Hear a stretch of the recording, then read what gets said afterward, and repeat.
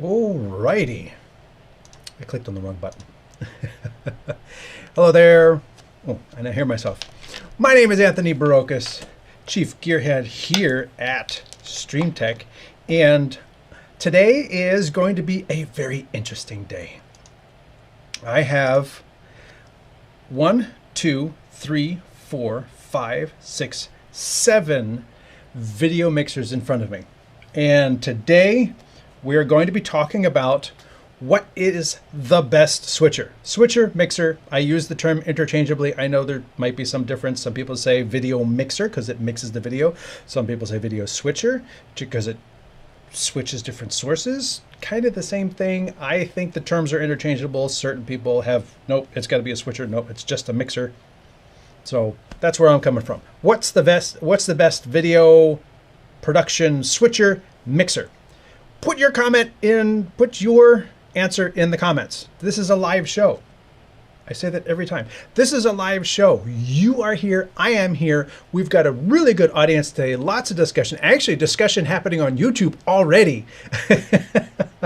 Because one person asked, you should ask people where they're from by their nearest airport code, which I'm like, I never do that, and that could be kind of confusing. So an answer came in, LGB, which of course elicited the exact response that I figured, which was like, what? So might not be the best way to orient people as to where everybody's at. So as always, welcome to the show. Thank you all for being here. Great show lined up for today. I actually have notes today. And like I says, all of these video switchers in front of me. And when we're talking about what is the best switcher, what is the best switcher, or what's the best switcher, what's fit better, what's the best video switcher?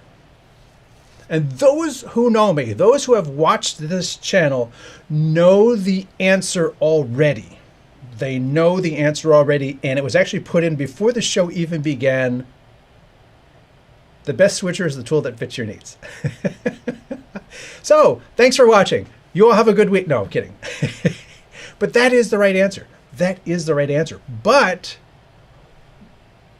you need to know what different switchers do to know which one fits your needs. So that's what we're going to talk about today. Today, I am going to be talking about hardware video switchers, all-in-one video switchers, tablet solutions, software video switchers, and cloud video switchers. So we've got a lot to get through. And each of these different types of switchers have different advantages and different disadvantages. So again, throw your questions into the comments because this is your opportunity. This is like a live tech support call on what's the best switcher for you. So throw your questions into the comment area.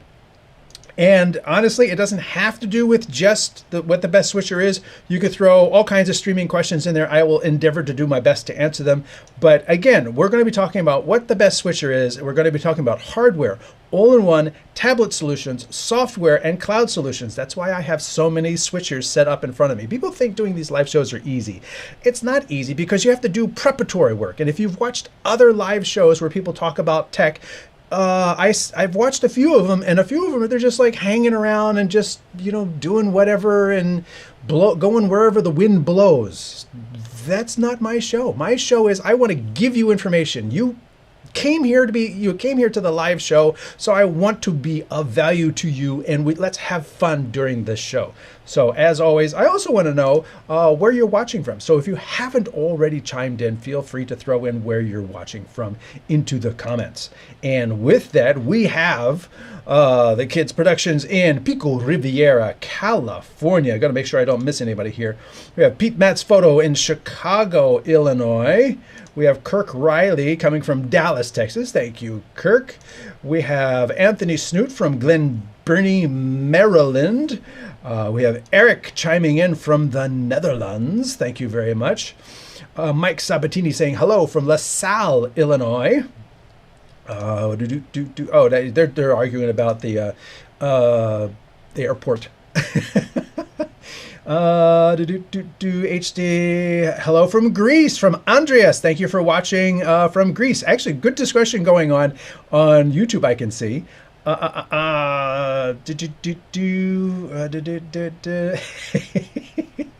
Robert on LinkedIn. Thank you for watching on LinkedIn. Wow, getting a comment from LinkedIn because I'm going to all these different destinations using one of my switchers. Yes, that is one of the things that I'm doing. CHU, yes, we do. Please don't put in all the airport codes. There's going to be more stuff for me to wave through. And, ooh, this is a new one. Toma says, good evening from, how do I say T and a B together? Tbilisi?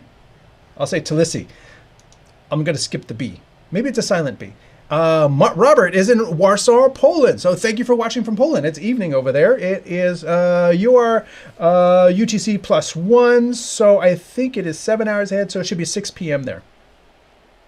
Oh, Cola 20. Greetings from Florida. Haven't been here in a while. Welcome back then. Thank you for being here.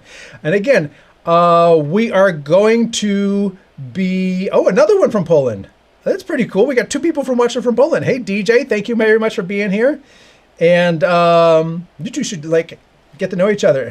One's on YouTube, one's on LinkedIn. And the reason I can pull those comments together is because I am broadcasting on one of my video switchers in front of me, which is Restream. And as I've said before, this is an affiliate link if you want to check out Restream. If you don't already use Restream, it is a cloud production solution that I am using to send one stream to the cloud. And that one stream is going to LinkedIn, Twitch, which I never get a response from Twitch because there's nobody from any incoherent aisle watching today. YouTube, Facebook on the StreamTek page, and Facebook on my personal page. So I'm going to 5 different destinations for one upload stream using Restream. And I'm also using it to manage all of the comments coming back from all of those destinations. And that's the really cool thing that I don't see any of these other production platforms doing. So it's one of the choices that's out there. And if you wanted to check it out, you can use my affiliate link. You could use your phone and scan the little QR code here. If you're watching this on a computer, that's where you go, and you can scan the code. And there's a free plan. Check it out. Costs you nothing to check it out.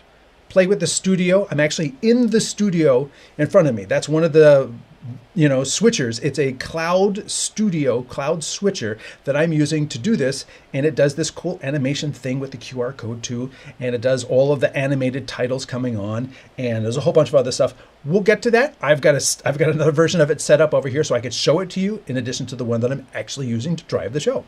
So enough of that ad going on. Also, if you are new to watching the show, I want you to know that you can find all of the previous shows over here on the YouTube channel. Guys, because if you're watching on LinkedIn or Twitch, nobody's on Twitch. If you're on Facebook, you can find all of the shows, all the previous shows. All you have to do is go over to the live tab and you can see this is actually live. There's the Best Switcher Show. And the little red icon up here says I'm actually live. And then you can search through all of these, including the show that I did dual aspect streaming. I actually did dual aspect streaming production. I did a show on it, and I did a vertical and a horizontal show at the same time. So technically I was streaming 3 different streams at the same time. You can go through all of these things, and this can be a little overwhelming to find something that you're looking for, but I am not one of the typical YouTubers that put up a catchy image that doesn't tell you what it's about, or puts a title that says, which one will work? No, I actually put the name of what I'm talking about in the title and in the image. So it should be fairly easy to find. But even if 301 videos are a little much to wade through, there's a little search icon over here. And you can search for, let's just say, NDI.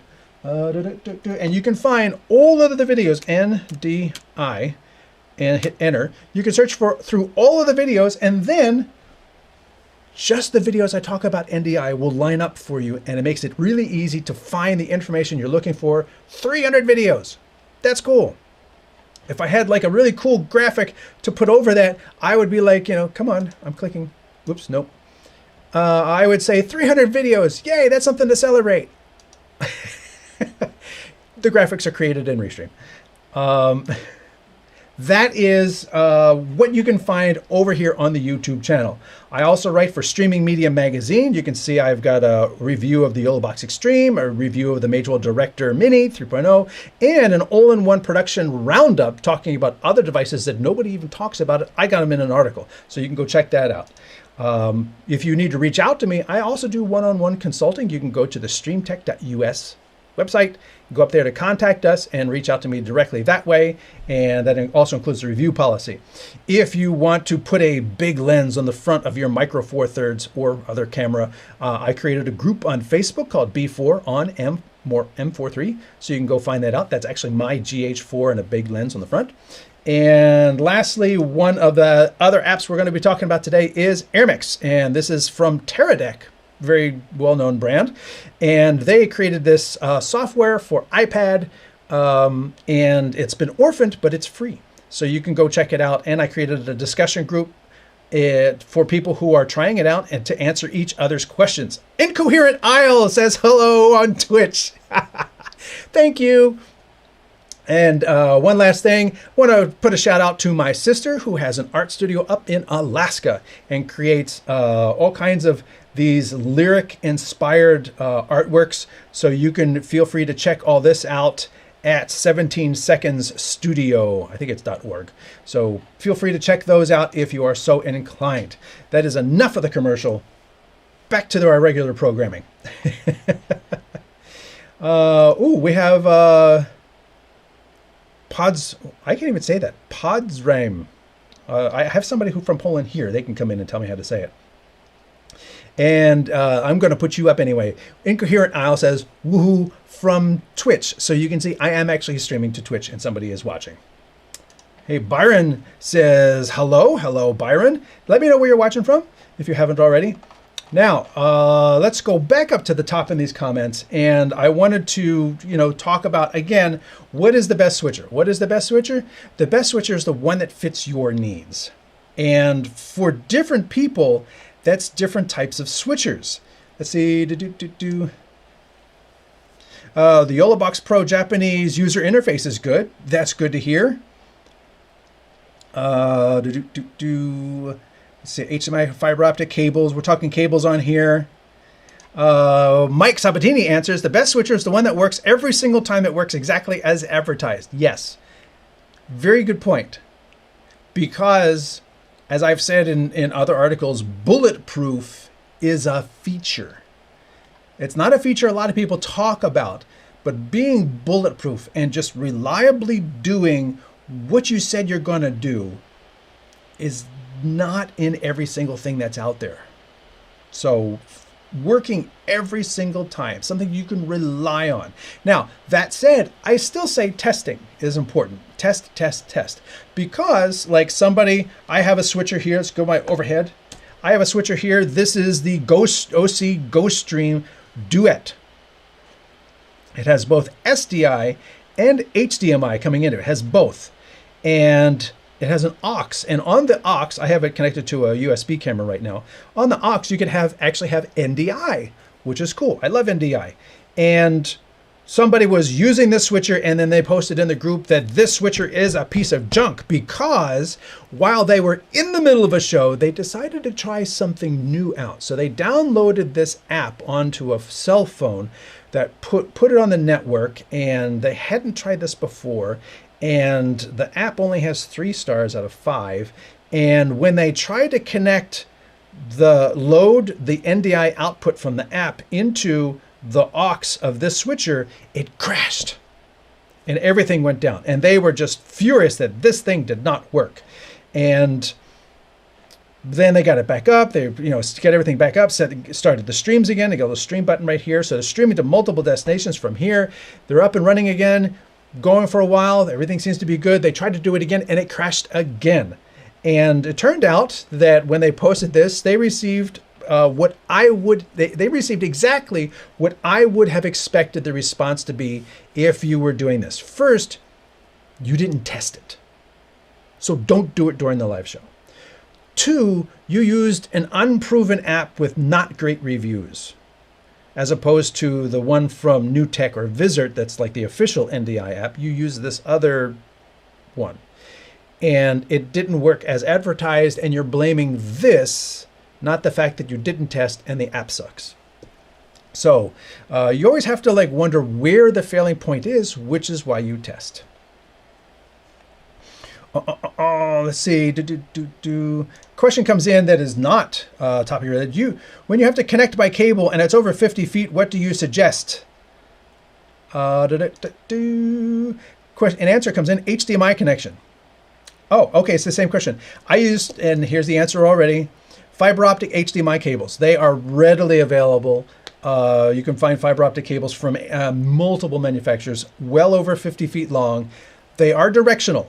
There is a source that you have to plug into the camera, and then there's a destination that you plug into the switcher. They are, point to point. The really nice thing is they're really light. They're thin, they're light, especially compared to the thick, heavy-duty, long-distance cables that we used to use, or you can still use. You can still get them, but why? But the fiber optic cables are really good. I have used them on multiple productions, and they have done a great job. What is the best way to store those cables when not in use? Nice big loops, and make sure you do over-under. And if you don't know what over-under is, shame on you. Google it. Over-under, so you're not twisting. You go over and you go under, you go over, you go under when you wrap it. Otherwise, use a spool, which is what a studio I had set up with them did. We had 3 spools. And the inner loop might be a little tight, but it's fiber optic. It can bend a little bit. Just so long as you're not bending it too hard. You don't put it under doors that can kink it and things like that. Or, as someone says, an extension cord reel. There you go. 6 p.m. Exactly. That's what I was thinking it was. I use the YOLO Box Pro for my studio switches going into EV Mux. And that is similar to what I'm doing here, because I am actually using a Director Mini, and my Director Mini goes into Restream. So I am using the Director Mini to bring up, let me put this out of the way. I use the Director Mini and my little Bluetooth remote, if you want to check this out. So $20, and you can use it to bring up cool graphics like animated reel titles like this. And then it'll actually go away on its own, because that's what the Director Mini can do. And then if I want to do a side-by-side, I can tap a button. And if I want to go back, I can tap a button. So actually, let me show you my my buttons here. So I've got my title for me. I've got the end of the show. It's 4x3, side-by-side, me over top of the background, just input 2, just input 1. Because the Director Mini has 2 HDMI inputs, that's input 1 and input 2, and then me over 2, me next to 2. And then if I got 4 3 sources and to show YouTube title, ready, here it comes, and then title. So hey, if you want to check this out, this is one of the cool things that's on my 300 videos. It works with the Director Mini, it works with the OBSBot Talent, it works with the Director 1, and it'll probably work with the now announced Director Plus. We'll have a look at that coming up. Not today's show, not today's show. But that is how I drive the show. This is how I'm switching between these views, and me and the side view and that thing on the bottom, all created in the Director, the Magewell Director. So that's what I use to drive these shows every week. And it's also recording the show. But in order to do the comments, I'm doing all of that in Restream.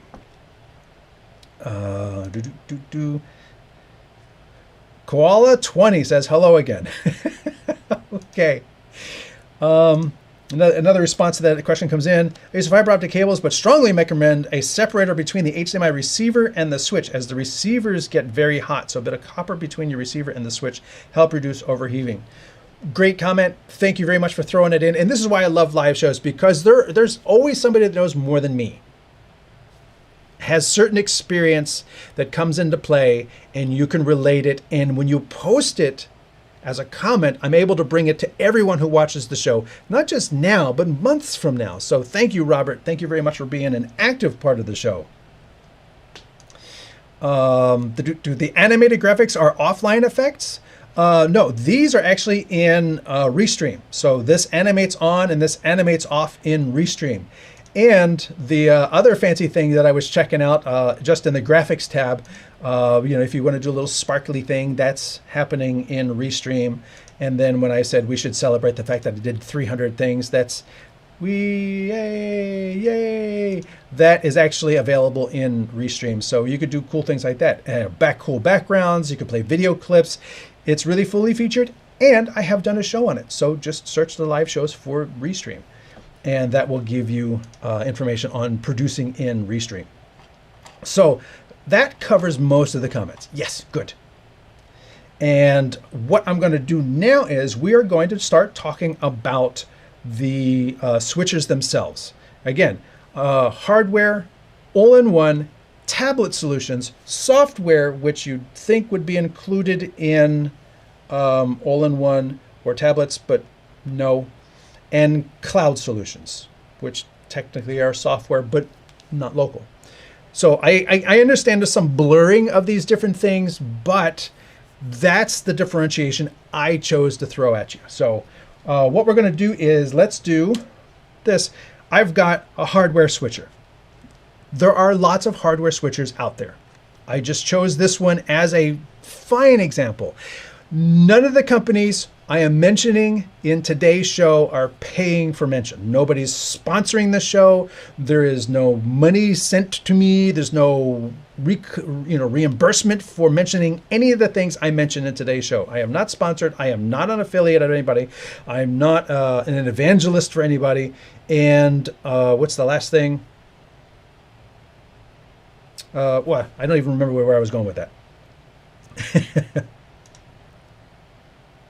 How come you never ever did the Roland Aerocaster? Because they never responded. I was working out with them to try and get the Aerocaster, which for those who don't know is a tablet solution with hardware. Kind of like the Bird Dog. Bird Dog has this surface, this hardware control surface. You buy the control surface, and that's the hardware key that unlocks the software. You can download the software and check it out for free, but in order to bring in multiple inputs and actually do stuff with it, you need to have the hardware key. And this is Bluetooth to the tablet, but you still have to power it via USB-C. So it's kind of interesting. People think, oh, I got to go USB between the tablet and the switcher. No, they could actually just, you could run this off a battery if you wanted to. But that is the reason I never did the Roland Aerocaster. And as much as I would love to, I have never done a review of the Rode Videocasters. I would love to. They look like great tools, and they operate the way I would like to operate, like with scenes. I have reached out to Rode numerous times, and I never get a response. Never get a response. I mean, not even, no, you don't have a big enough audience, or no, we don't have enough. Rode, people I have emailed at Rode who are in marketing and PR and things like that saying, listen, I would love to include your stuff on the show. Just give me a demo unit and take it back after a month or two. I see other people who have multiple units, and so Rode has a department that sends this stuff out to reviewers. I can't get them to even realize I exist. So if you all want to send Rode, if somebody out there knows Rode or has a contact at Rode and wants to send them an email saying, hey, check this guy's channel out, send them a Videocaster, thank you. That would be great. Same thing with Mevo. Mevo has the Core camera. I'm huge. Nice hardware switcher choice, though. Thank you. Mevo has, I'm huge on Micro Four Thirds. Everything I have is, I love. I had 6 GH4s at one point. That was my studio setup. And I love Micro Four Thirds. And when they came out with the Core, I said, let me review it. Oh, we don't have enough review units. Well, when you get some of those review units back, let me review it, and then I'll give it back to you, because that's standard. You get a unit, you get to use it for a month or two, and then you give it back. That's how I've always reviewed gear. And I would love to do a video on the Core, but even as now, it's been out for 2 years, I emailed them. At least I got a response. Give them credit to that. I emailed them, and I said, listen, do you have review units now available? And they're like, no, No. Okay, fine.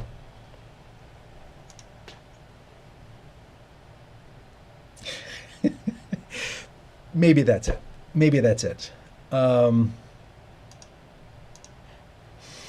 wondering if the OBSBot Talents remote and an Air keyboard can connect to the tablet simultaneously. I would think so. The OBSBot Talent doesn't necessarily have a remote. The OBSBot cameras have a remote, but the Talent doesn't have a remote. The Talent and the Magewell Director share core hardware, and they are both capable of using companion, StreamTeks, and software like that, and an Air keyboard or Bluetooth. This is Bluetooth. So that's what I did. And so this is just a generic Bluetooth numeric keypad. I paired it with my Director, and this has been sitting here for like over a year since I made that video. And if you search for $20, $20, you will find the video on my YouTube page. And the only thing you have to watch out for is because it's not USB powered, it actually goes to sleep. So if I don't call up a preset or something like that for like 5 minutes or 10 minutes or something like that, this will actually go to sleep and the connection will be broken. So then when I tap it the next time, that first tap wakes it up. Then I have to tap it again to then get it to switch. So I think they would work simultaneously. Comment comes in. Roadcaster video has a big issue. PAL output show as NTSC over UVC feed. Again, I wouldn't know because I've never been able to get hands-on one. And as a policy, I do not go out and buy the gear. I have been reviewing for Streaming Media Magazine for 15 years. I have been sent gear that has cost $10,000. I review it. I get 30 days. Panasonic would do 2 weeks, which is a little tight. Canon would give me 30 days, usually 30 to 60 days. And then they send me a shipping label and I send it back. I don't get to keep all that stuff. In the era of lower cost overseas manufacturing, that has sort of changed. So I will admit that this was sent to me for review and then they did not ask for it back. Now this is, not the most expensive switcher they have, so it's kind of like worked into the cost of all the things. That the advantage of them not asking for it back is I keep using it in other videos like today. So this is a hardware switcher, physical inputs. You could do the switching, you can set your stream. The nice thing with a hardware switcher is that it's really simple. So if you're dealing with volunteers, if you're dealing with people who live streaming and production is not their bailiwick, not the thing that they do, this is a good source to start with because you plug something in, you out. That's the really nice thing about the hardware switchers is that it's that simple. I can plug in an SDI source, a second SDI source, plug in a third camera, plug in a fourth camera, and then I go 1, 2, 3, 4. I really didn't have to learn anything in order to be able to do that. I'm switching the output. It's that easy. Oh no, now I want to do a dissolve. Look at that. Oh, look at that. I can hit the auto button. It'll go slowly. You can see it's taking some time to do. Well, it's a little bright, but you can see it's doing this kind of automatically, and I don't have to, you can dive into the menu and see things. I do believe I have that. Here we go. This is the switcher, so I can go, see, still 1 and still 2. For whatever reason, the other inputs aren't showing up. So I can do a nice dissolve between those two, or I can hit the auto button and it does it automatically. So you really don't have to have a really in-depth understanding of live switching in order to be able to get these things to work. Now, that said, in order to get a device like this, whether it be an Osee GoStream or a Blackmagic A10 Mini or any of the number of these small little switchers, the challenge is, oh, I wanted to stream. Okay, well, you have to go into the menu. Let me get out of this menu. I was trying to get the inputs to work. Not the network. Oh, because I don't have the network connected. So let's come down here. That's why I didn't see the NDI. Somewhere in here is my stream. So you go into the stream And stream 1, platform. No, not Weibo, not Douyu, not, no. No, well, Caster's useful. Vimeo, Restream.io, Twitter, YouTube, Twitch. So let's just say you want to go to YouTube. Okay, great. Server, primary, secondary, okay. And then you have to enter the key. And to enter the key, you could either, and the stream key can be a long alphanumeric thing that's going to be really a pain to work with. Why am I getting a little key thing down there? So this becomes a little difficult because there's no API built into this. You have to hand key the stream key and the URL. Upload key. I guess that's supposed to be URL. Okay, whatever. So, and then you can turn each of these. If I go back out one, the output 1 is on, output 2 is off, output 3 is off. The other thing with this is that, whether it be a Blackmagic or the Osee, when you're sending 3 streams and you set them to be 5 megabits each, 3 times 5 is 15. Now you've got 15 megabits of your upload because you're sending 3 individual streams. There's no multicasting going on unless you picked Caster or Vimeo or something like that and use those tools to multicast it out. If you use the ability to load settings, then you could sort of like automate that process. You could like have a little text file, you load the text file, and it has that in there. That makes it a little bit easier, but then you have to know how to load to get the text file into the device. These things they're great as switchers, they're harder to use as streamers. So that's one of the catch-22s with regards to using a hardware switcher like this. I'm trying to scoot it into the way here. So, but you can see, where do I plug in the audio? Well, you just plug in the audio right here where the audio goes. You got your inputs right here. You got your Ethernet connection back here. You've got your power, your USB connections right there. It's super simple to understand because, as dark and poorly labeled as that is, it's still labeled. It makes it easy to figure out what's going where. Here's my in, here's my out. Out goes to the screen in my theater. If you're working with a church, listen, I want to switch different cameras so that people can see it up on the thing, and I want to do scripture, and I want to do an overlay, and we want to play a video. In all of those cases, a switcher like this will do all of that. I want to see camera 1 up there. I want to see camera 2 up there. I want to see the scripture up there. Okay, there's the video input coming from a laptop there. Now that's up there. You can do super source, which is like 2 things next to each other. So you can see the person talking, and let's see if I even have that set up. So yeah, there's the super source over there in the program. So you have the person talking, and then you have the scripture next to them is the program. So you can have the 2 things side by side, and you can see input 1 and still 2 are both highlighted in red. And then can fade that out, fade that in, fade that out. So that is one of the things that a hardware switcher really offers you, is the simplicity of having a device that sits on the table, has physical buttons, so you don't have to buy a control surface. It is the control surface, and it's also very intuitive.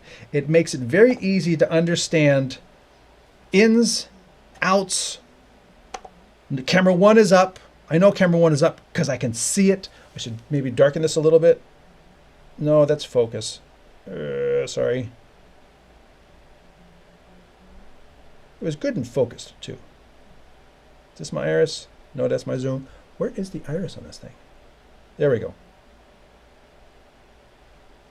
So you can see 1 is up, 2 is up, 3 is up, and then what's coming up next, and then whether I wanted to cut or use auto, or I'm going to go to my super source. I hit auto, boom, and there it is, and it flips them, making it easy to go back and forth, back and forth, back and forth between different things. The ease of use in a hardware switcher is number one. Ease and understanding is number one. When you get into the details of, you know, the nuances of laying out, building your super sources and your destinations and all that stuff, there's more to dig into with a hardware switcher. You know, there's macros in here, your audio mixing, which audio input, and then your audio levels and stuff like that. You can really get into more detail and really make this thing sing, but you're going to have to know what you're doing. Simple to start, with ability to really grow into it, is a hardware switcher. Hardware switchers. Victor says, the upload key will allow you to save the key on the SD card in a text file, so you don't have to type it in. Type in key in key. Oh, okay. The upload key. Right. But then, of course, you get to save the key on an SD card, then you have to load it from that, and then you have to have it on the SD card in a certain format, which you have to know from looking at the instructions, and then you have to get that key from somewhere else, put it into Notepad, save it from Notepad onto the SD card, put it in the SD card. It's a process still. I wish devices like the Director Mini, Talent, YOLO Live allow for deep camera settings adjustments. That would be great. And YOLO, I will say, YOLO has actually done a really good job. If you go back a couple weeks to my live shows, YOLO has actually done a really good job with their own cameras. I did a show using their webcams, the S3, and I did a show outside comparing it against the GH4 and the S3, or I'm sorry, the S7 with the new YOLO Live lens. And you're able to really dig into all of the camera settings on the YOLO box. But that kind of compatibility doesn't exist cross-manufacturer. Just like if you had a Blackmagic switcher and Blackmagic cameras connected via SDI or HDMI, you're able to paint and adjust all the camera settings and tell the cameras to record at the same time you record your locals or your ISOs and all that stuff. You're able to do all that because you have the same thing on both ends, so they're able to build this bridge between. YOLO does it that way, you know, Blackmagic does it that way. That's fairly typical.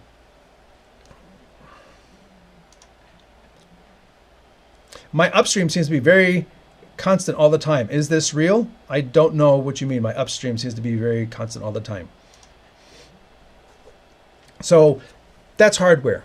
Next one we want to talk about is all-in-one. This is a new category sort of invented by YOLO Live.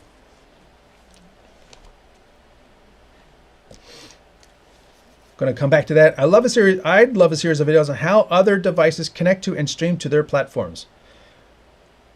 That would be a very long series of videos because it seems like every device invents a new way to do it. And rather than have each of those companies should be making their own tutorials, honestly. It's not up to a third party to make your product. You know, it's like, it's not my job to make the YOLO box usable. It's not my job to make the GoStream usable. It's Osee's job to have a tutorial to tell you how to do that so that you could use their product. You know, it's sort of like the user manual. That's my opinion. So continuing along, the next ones I want to cover is the all-in-one tablets. And the all-in-one tablets were created by YOLO Live back in 2017, and they made the original YOLO box. This is not the original YOLO box. I don't have one of those anymore. This is the YOLO Box Pro. And let me brighten this back up so you can see it. No, that's darkened. There we go. This is the YOLO Box Pro. And it's a combination of like two categories that makes it all in one. There have been software switchers or tablet-based switchers. I have one here. I'm going to bring it down into the shot carefully. This is AirMix. It's running on an iPad. I was a very big user of another solution called Switcher Studio. That is a software-based solution on iOS only that allows you to switch inputs and on a tablet. The tablet runs the switching app, and then you use additional devices iPhones, Android phones across a wireless network, or wired if you want to go through the trouble. And that all exists, again, in its own ecosystem. The same app is running on the camera's phones and the tablet switcher, and you exist all in this one ecosystem to do all of this live switching. The problem is people how do I connect my DSLR? How do I connect my video camera? How do I connect this long zoom camcorder that has a 25x zoom because the phone is just not doing it for me? That was a huge problem. So you have this tablet that is really powerful and can do cool things, and you have this hardware that's really capable and could do cool things, but there was no way to get them together. For years, there was no way to get them together. And then YOLO says, I got this. And they created an Android tablet. They actually kickstarted it. Created an Android tablet with physical hardware inputs and outputs. So I'll go to this camera, and you can see over here, again, I've got so many switches here, it's getting a little cluttered. You can see this is a tablet with a built-in battery. I do have it plugged in here. And it's got audio inputs. It's got an HDMI out. It's got an Ethernet input. It's got three HDMI inputs and a USB input that I'm using not as an input, but as my control surface. And this tablet runs an app. It's sort of bespoke to the app. And back in the days when YOLO didn't have bonding, what they did was they said, well, you could, there's a way to get Speedify on here. You have to sort of exit the app, sideload the APK, run the APK, because it's an Android tablet at its heart. But it automatically launches into this app. And this app is really what this thing is designed to run. As a side note, they're not the first people to do this, because if you have ever heard of the NewTek TriCaster, the TriCaster was a PC. It was a Windows PC. That's all it was. But with specially selected hardware, and it booted right into the NewTek TriCaster app, so you almost never even saw Windows at all. People would use it and never even know it was a Windows machine, because you stayed in the TriCaster app the whole time, even though the hardware was an Intel PC with an NVIDIA GPU and RAM and storage and SSDs and all of that. That was exactly the same. And so when you needed to load video or export video or convert video, you did exist in Windows, but primarily you existed within the app on the device. And that's what they're doing. That's what's going on here. It's an app on a device. Now, that said, the app is really good. And they've been doing this since 2017, so it's almost 10 years. They're going to have their 10-year anniversary next year. Woo! They should celebrate. And the app is super easy. You plug in a camera, it shows up. I can tap that input. There you go. Now that's going to my output. It's kind of like a hardware switcher in here. This is really cool. Plus, the really nice thing is you get to see what you're doing. Whereas over here, you have to hook up a monitor to see your multi-view, which I have, right? Do I have that multi-view?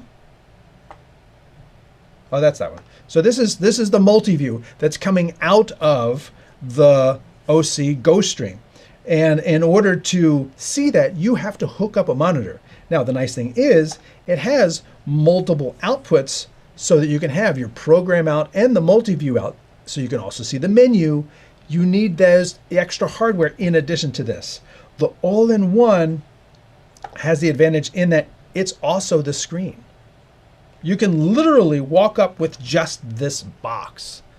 It's also self-powered. I pull out the power cable. I now have no power. Oh no!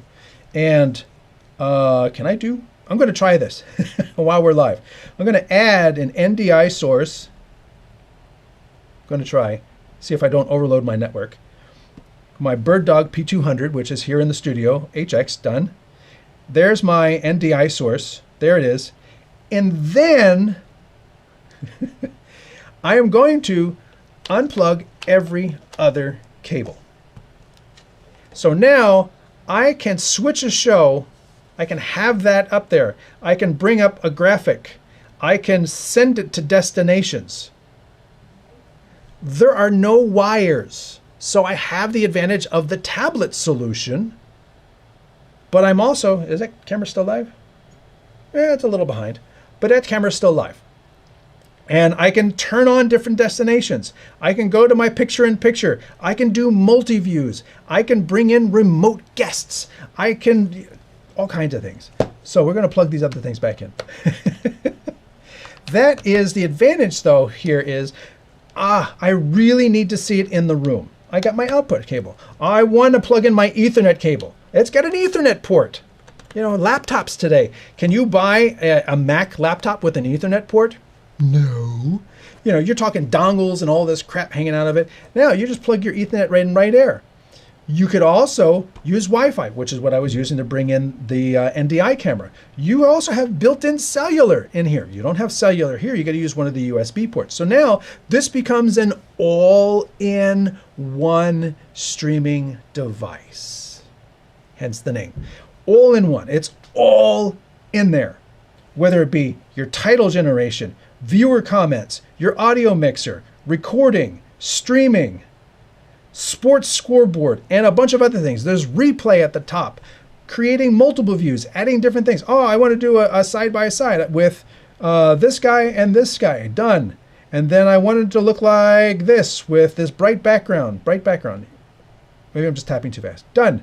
And now all of a sudden, I've got a multi-view. It didn't bring the bright background in. Let's edit this again. Let's leave that one. Done. There we go. Now I've got that bright background. There we go.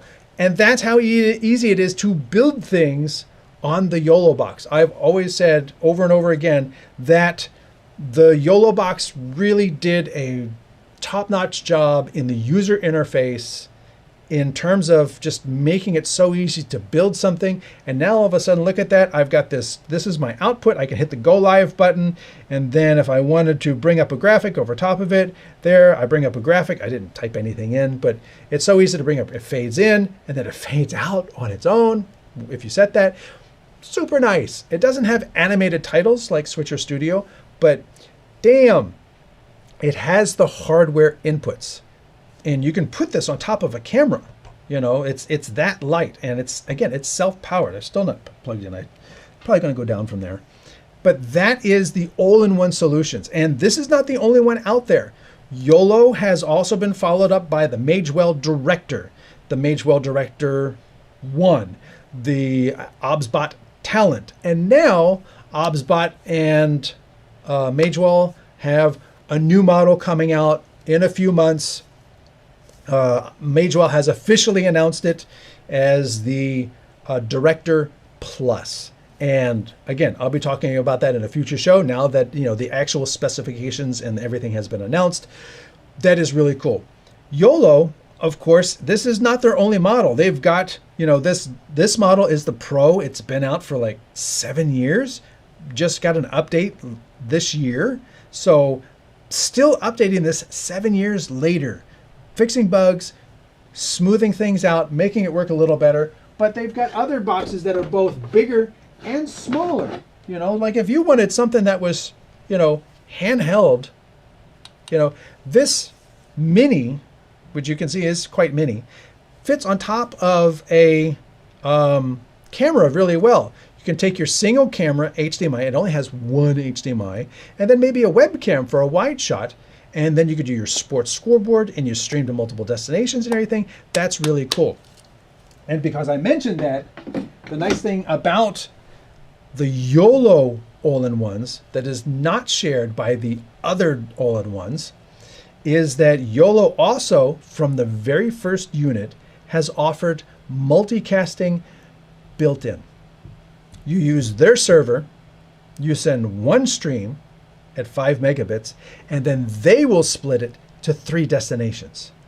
So they have APIs in here in the streaming destinations. You can go to YouTube, Facebook, and Twitch as built-in APIs. And then if you want to go to RTMP, manual RTMP, you can set that up on the website and then just turn them on.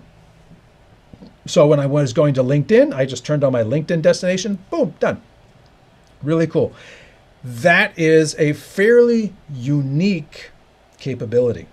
Now, I want to say this is not how to use any of these things. I'm not really talking about how to use any of these things. I'm covering all the different all the different categories: hardware, all-in-one, tablet solutions, software, and cloud, to try and give you an overview so that you can help figure out which is the best one for you. What's the best switcher? The one that meets your needs.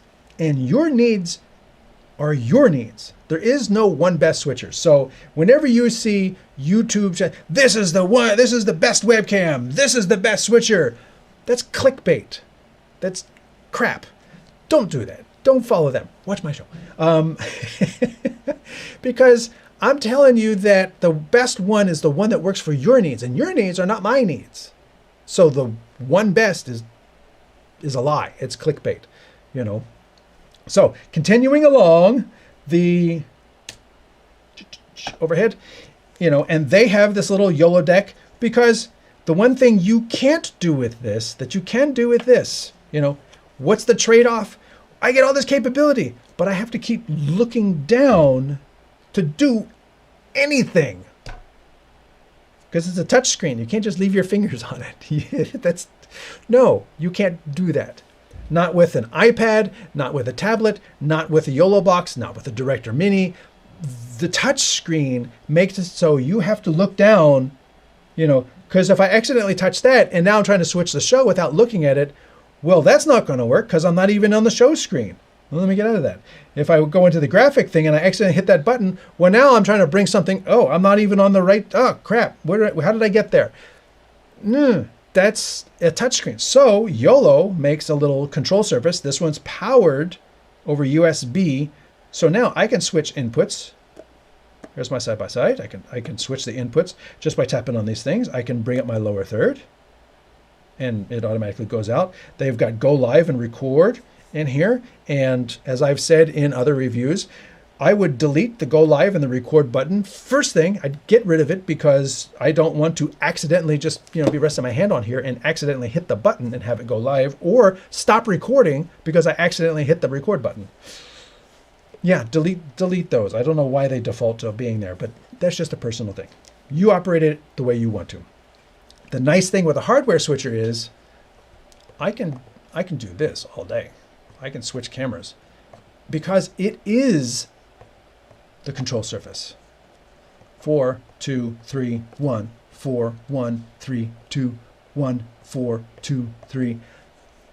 Not looking. Super easy. Fade, go back up, adjust the audio. It's all there. And I can leave my hand on. I can touch it. I can drag my fingers across it. That is the really nice thing about a physical switcher, is that it has these physical buttons. And I put my hand away and I put it back, I can rehome by the edge here. I know where my edges are. That's, you know, hardware switchers. Hardware switchers have that ability. Touch screens do not. But then you can add that capability, whether it be a YOLO deck, StreamTek, Bluetooth keyboard. I know where one is because I can feel the edge and I can go to one because I have a physical control surface for the touchscreen switcher, which is on the table. Let's get some of these comments in here. The Osee GoStream is the best switcher for little money. The YOLO Box Extreme is the best full-feature all-in-one switcher, and the Magewell Director Mini is in the middle. But they all have different capabilities too, because in order to use the YOLO Box Extreme with a touch, you got to add stuff to it. Whereas the GoStream, for people in a simple church situation, it'd be really great. Another example, the YOLO Box Extreme is the best full-feature all-in-one switcher. I just did a live event and I didn't use the Extreme. Why?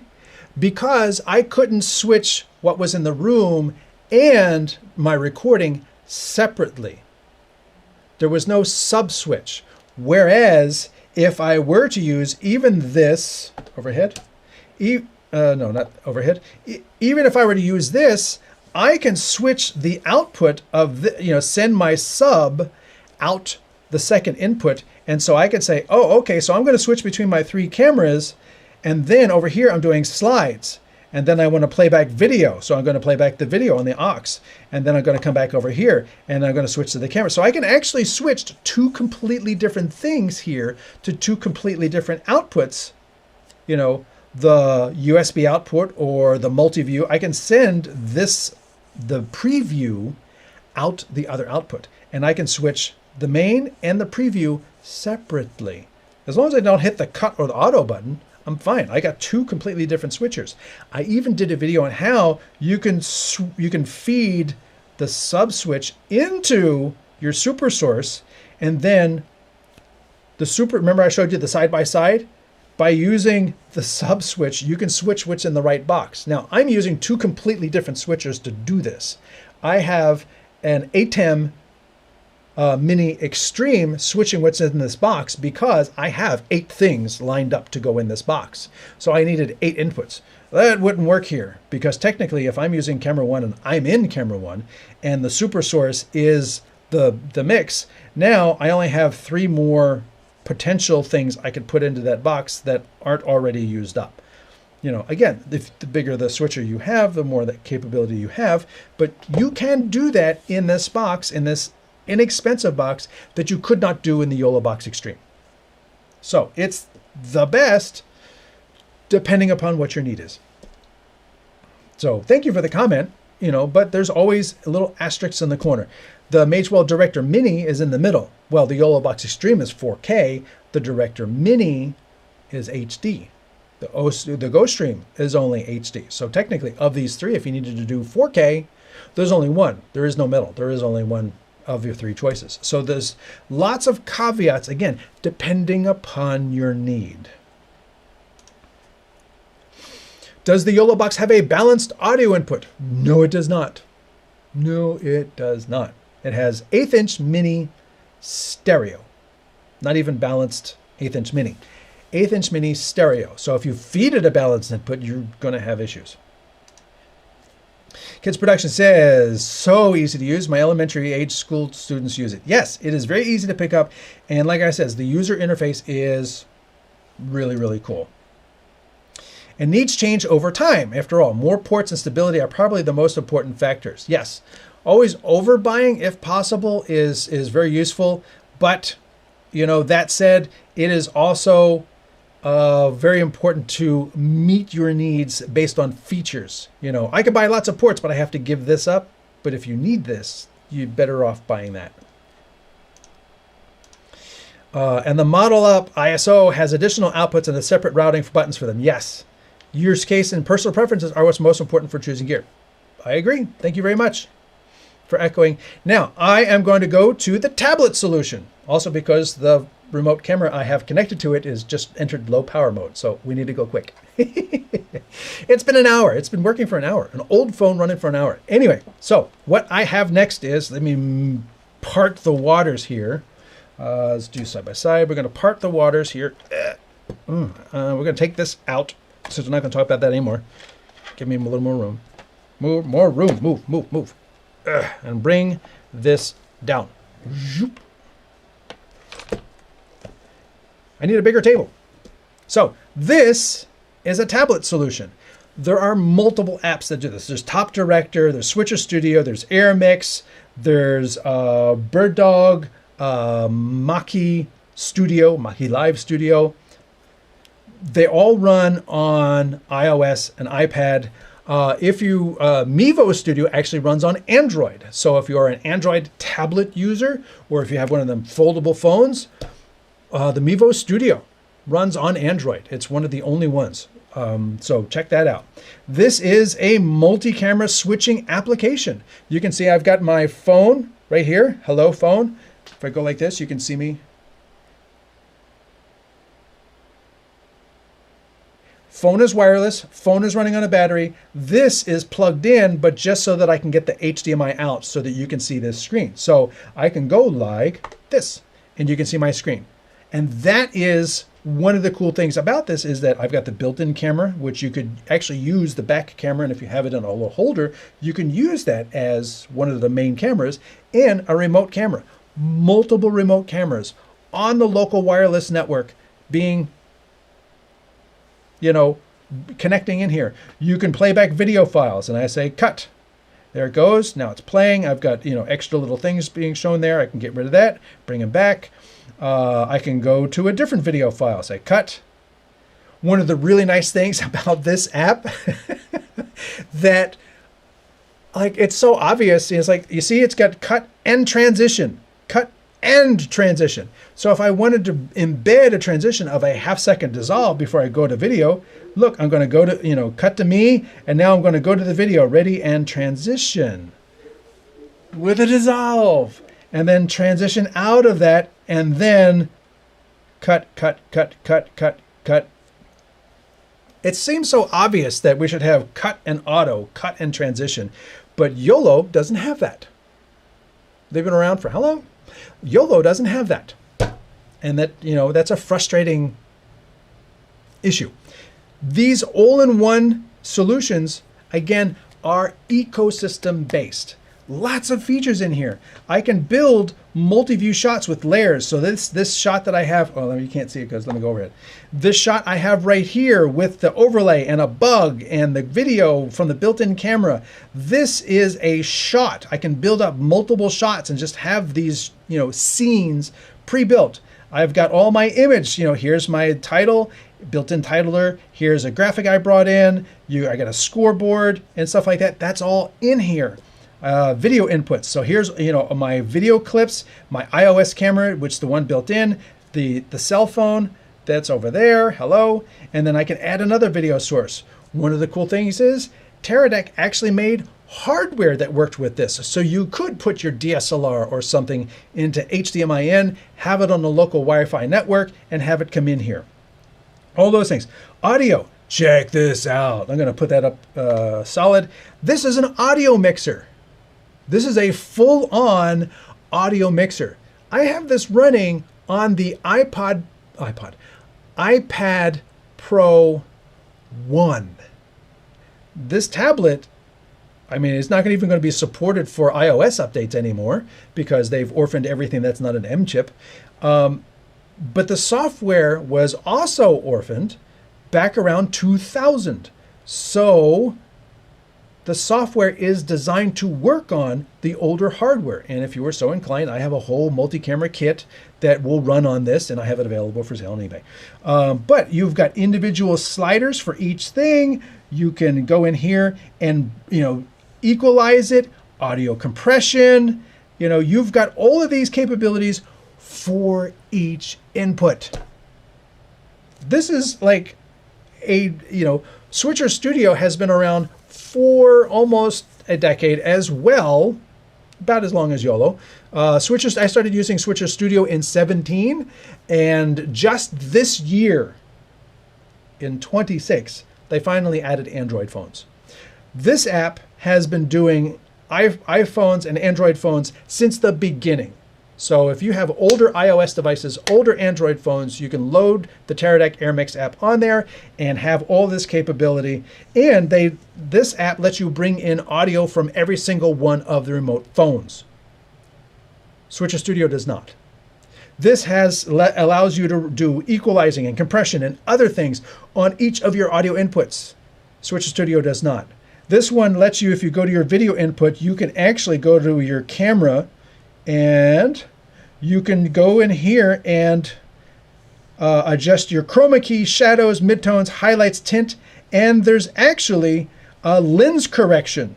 So if you were doing a wide angle or a telephoto lens that had a little pin cushion or, you know, vignetting or something like that, you could actually compensate for that in the app that's been orphaned for 6 years. Anyway, done. So this is an amazingly capable app. Cross dissolves, you can record in here. You've got your audio mixer, you've got your outputs. It's telling me the status of all of my different sources. There's a replay in here, I believe. I can't find it right now. Save shots, frame rates, and you come down here. Just on and on and on. I'm not going to, again, I'm not showing you how to use all these different things, but this is an example of a tablet-based solution that allows you to, I'm going to show the overhead. This is an example of a tablet-based solution that makes it very easy because your entire switcher is the tablet. Again, I don't have a control surface, but if you're going to work with all phones, and I have done Switcher Studio remote with phones for years. That was my soup du jour because it was so light. Two little, lawyer briefcases and stands. That was, a 7-camera live production kit, including Wi-Fi, audio, all of the cameras, all of the cages and batteries and everything. I would roll into a place, set up everything wireless, and I would live switch a show, no problem. And those are available. You can see them on my YouTube page. And that's what you can do with this. This is small, light, and easy because these are really designed to work without wires. Now, using no wires with a YOLO box is a little bit more difficult because you can't have a local area network camera that you can control on the YOLO box. They have never invented their own YOLO app to use on cell phones that would work within their ecosystem. I don't know why, but they haven't. So that's one of the things you can't do. You can run NDI, like I've got my NDI input over there. Not going to bring it up? Okay. Yeah, NDI in the office on my Eero. Not, test. But I know it does not work great on my Eero Pro router. So that's probably why it died there. You can do that over NDI, but then you have to have, a really robust network. Whereas I've used on Switcher Studio, I've done 9 remote sources. I haven't done it with this one. 9 remote sources over 2.4 and 5 gig on a Google Wi-Fi puck. And it just works. It's magic almost. Like I said, this is available for sale. This is the controlling iPad for it, and all the phones are available for sale on eBay. And these things are great for portable, really portable. Like you could do all of that just with the built-in camera, the titles and the sports scoreboard and everything, and it's just this. And these also run on phones. I did a multi-camera live stream show where I was just walking around with one phone that I was switching on and another phone on a stick looking at me, and I was switching between them and mixing the audio and doing titles and everything. That's really cool. 2 phones, 3 phones, and you've got an entire multi-camera live production kit. That's what these tablet solutions give you. That's their advantage. You want to plug in your DSLR? Not so much. You want a control surface? Not so much. So that's a very, purpose-built. Does this fit your needs? Are you a portable church? Can you have a couple old iPads and phones donated? Boom, you are in. Here's a free app. Go set yourself up and make a great show. More comments come in. Are there any switchers that sync NDI inputs? No, because NDI, while it does have a sync specification, nothing is using it yet that I know of, except maybe higher end NDI video mixers, hardware mixers. They will send out a sync pulse so that all the cameras come in together. But generally, you're going to find that anything over IP, all those packets can be slightly delayed by milliseconds. Well, milliseconds is part of a frame, so they're going to come in. So they all have to be resynced in the switcher. And to do that resync, you're going to lose a frame. Good question, though. Thank you for that. Which of the switchers have a balanced audio input? The higher end GoStream has a balanced audio input. The YOLO does not, the tablets do not. Software, you can use, let me just say this, you can use USB audio mixers. And I did an article on Streaming Media Magazine. If you type in low-cost USB audio mixer and Barocus, my article for Streaming Media Magazine will likely come up, talking about almost a dozen different USB audio mixers that will output that audio over USB and are powered by USB, so that you can bring that balanced audio into your Teradek Live Air, your Switcher Studio, your YOLO box, because they will handle USB audio in. Good question. Thank you very much for that. Robert Deputy, you will probably have to go to the more professional switcher for that. GoStream Omni 12 will have it be around 2,000 US dollars. Yes, agreed. And we have a new viewer. Good audience today. We still have two more to go. Two more to go. Software and cloud solutions. Greetings from Brooklyn, New York City. Good to see you. So I have GoStream Duet 8 ISO that has XLR, but are mic level only. I use attenuator bring in line. Yes, that's the one I was talking about. So if you had the higher end GoStream that is larger, has 8 buttons across, then it has XLR inputs. Yes, they are just mic level only. I don't know why anybody would do XLRs and only set them to be mic level only. Just use a combo jack. So it could be, XLR or 1/4 inch, and then put an internal pad in there. But I digress. Yes. External audio attenuators, XLR audio attenuators are cheap. Get 2, throw them in the bag. No line input. Technically, yes, it's a line input, because whatever is sending you the source, you can tell them to turn it down. If somebody's using an aux output from a mixer in the house, tell them, turn it down to 2. For the aux input coming to me, turn it down to 2. And then it's going to be kind of mic level, mic-ish, hot mic-ish level coming in. Or you just get some XLR attenuators. Again, XLR attenuators are a dime a dozen. 2 of them in your bag, you're good to go. With Switcher Studio, you can bring in a camcorder feed via an Axon CMO device. Yes, you can. You can now do it. It took them years to get there. Now you can do it. Just like it took them years to 2026 to be able to accept an Android device as a source. It took them years to be able to accept NDI as of 2020. They did a lot of things this year. They finally started listening. These are things I was asking them for in 2018. They finally got around. NDI, yeah, let's do that. That sounds good. Yeah, it's been good for a decade. You finally got around to it this year. So kudos to Switcher Studio for finally, Android phones as sources, NDI as a source, and just, piling in those features that people have been begging for half a decade for. And, I don't really mean to bring shade to Switcher Studio. I love Switcher Studio.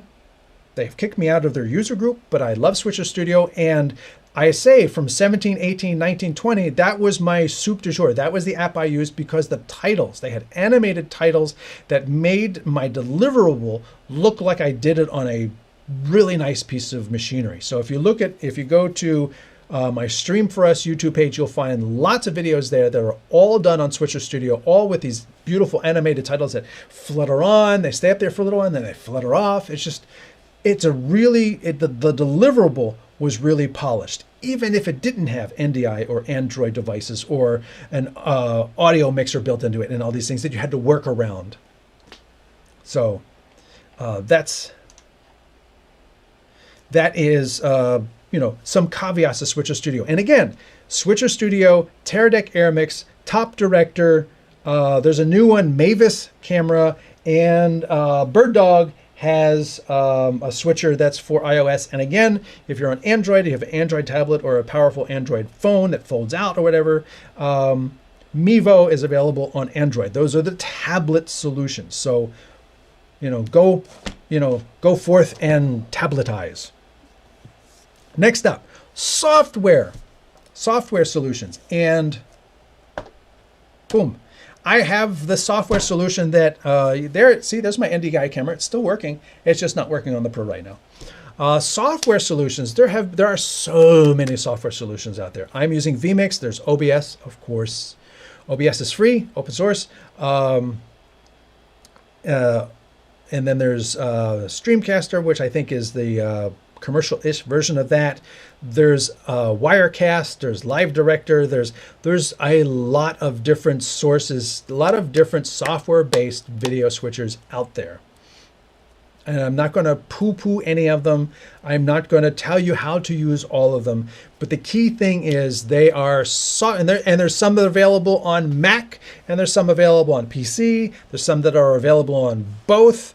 And like Wirecast is available on Mac or PC. vMix is PC only. OBS is Mac or PC or Linux.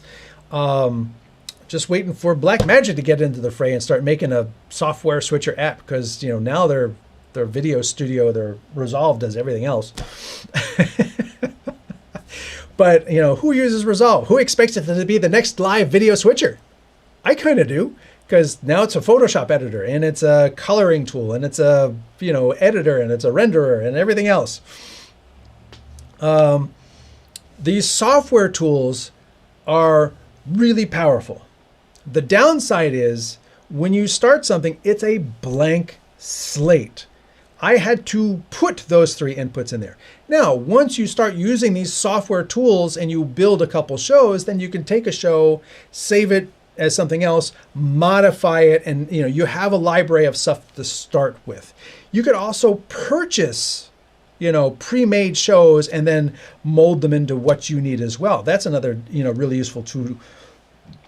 Useful tool as well is that the software apps, and again, TriCaster is basically this, but locked to their hardware. NewTek TriCaster, Wirecast, OBS, vMix, Boinks Mimo Live, EVCam, I think is one of them. There's a bunch of them out there that are all these apps, and they're available. Like Mimo Live is Mac only. And so if you are a Mac user, I want to use my Mac. I've got this great M4, mini. It's going to be fantastic. Yes, great tool. Small, compact, powerful. Go for it. Don't even look at vMix. You've got a great tool. Go for it. And there are lots of different software things. But again, these are very capable, but you have to build everything. And, so I've brought a couple inputs into this app over here, and this is live. So it's like if I wave my hands like this, you could see it. It would be really cool if I could have timed that out, an hour and a half in advance. And it's like, oh, I want to add an input. If you want a title, you have to come over here and come down to title. And then you have to pick from the built-in titles. And then you say, okay.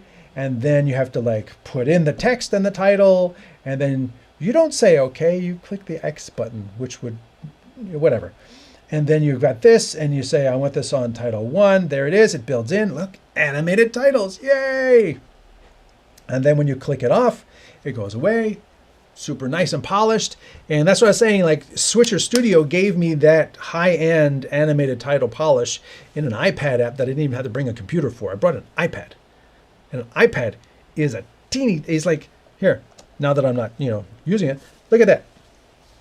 That's my whole computer right there. That's it.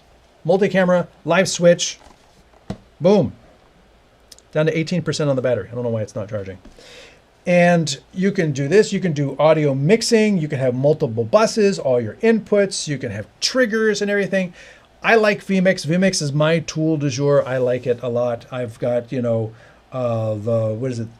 Pro NFR. I've got another HD license as well, so I can feed one into the other for different things. I can run them on 2 different machines, and it is a great tool in terms of recording and streaming. I find it a little bit more challenging in terms of bringing in viewer comments, because that's sort of like an external other thing that you have to hook into this thing, and then when you do a live stream, then you have to tell it where to find the live stream. Whereas a solution such as the GoPro, not the GoPro, the YOLO box, when I do a stream using the built-in APIs, it's automatically pulling those comments from my destination. It's a two-way connection, whereas doing it from the apps is not as integrated a solution. Even if I say stream to YouTube, it's still kind of streaming there, not with an API, but more so with an RTMP. And RTMP doesn't pull stuff back. Hey, another one came in. Thank you, Robert, for throwing it in there. Ecamm is very good. Guy knows his stuff. Ecamm is also very good. Question came in. Any question with any experience with Meld Studios? No, not heard of it. But You know what? I keep a piece of paper and a pen right here because I know I don't know everything. I know a bit, but I don't know everything. And I'm happy to learn from you as well. So thank you for that. I make a note. I will go check that out.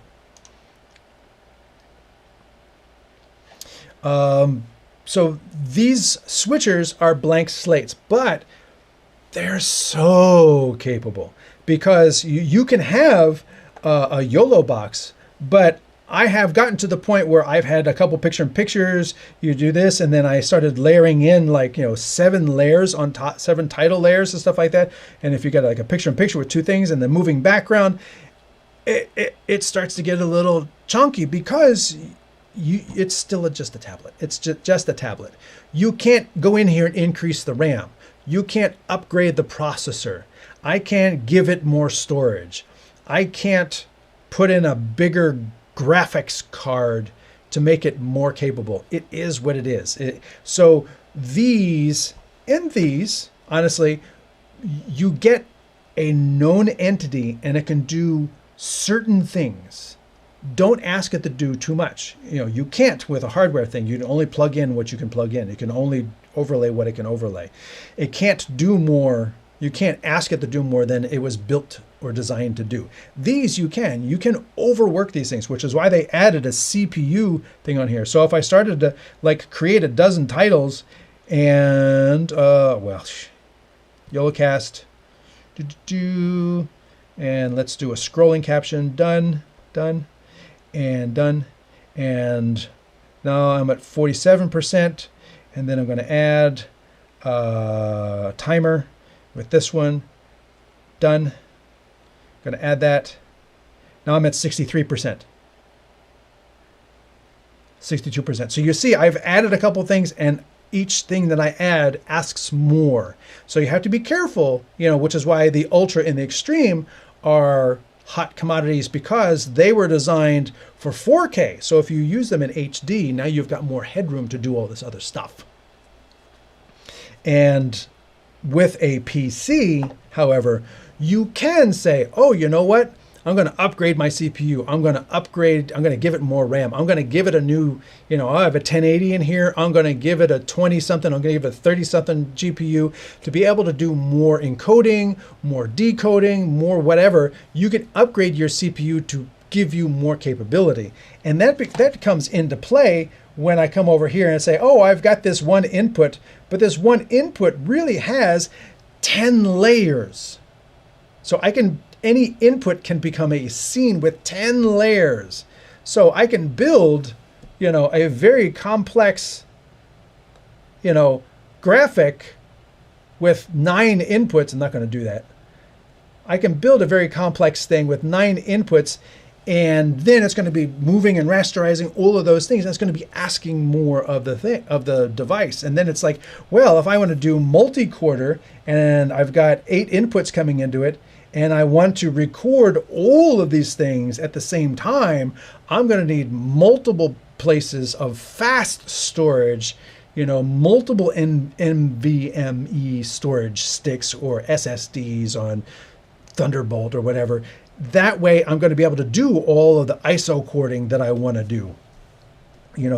With a PC, you have the ability to make your hardware come up to the demands that you have of the software. That's really, really cool. And that's where the software, the software technically at this point with all of these tools, they're so advanced, they're so, thought out and everything. There's almost no limits to these software packages that enable you to, yes, the vMix Pro costs $1,200, but 8 remote guests, dedicated call-in numbers and things like you get what you pay for, and it's a one-time payment. Now I know some are subscriptions, others are pay at once. vMix is a pay at once, pay $1,200, and you get all of the capabilities that vMix is capable of, and you get it for, I think it's a full year or 2 years. You get any updates, and then after that you pay $50 a year or $50 every 2 years, and you get updated to the most latest version. And that is one of the really cool things with the software solutions, is that you're at the bleeding edge. You're going to have the latest capabilities. You're going to have, the only thing holding you back is your imagination and your hardware. So if you upgrade your hardware to the biggest, baddest gaming PC there is, you know, sky's the limit with these tools. You can have multiple people doing multiple different things on multiple different control surfaces from one computer using one app. That's one of the really amazing things with the software solutions. You start with a blank slate. You have to build it, but the sky is the limit with the software solutions. And when you talk about getting stuff in and out, you have to provide that. You have a PC. I have a laptop. You know, how do I get 4 SDI inputs into my laptop? I could do it via NDI with 4 SDI converters, or yeah, I'm going to have to walk away.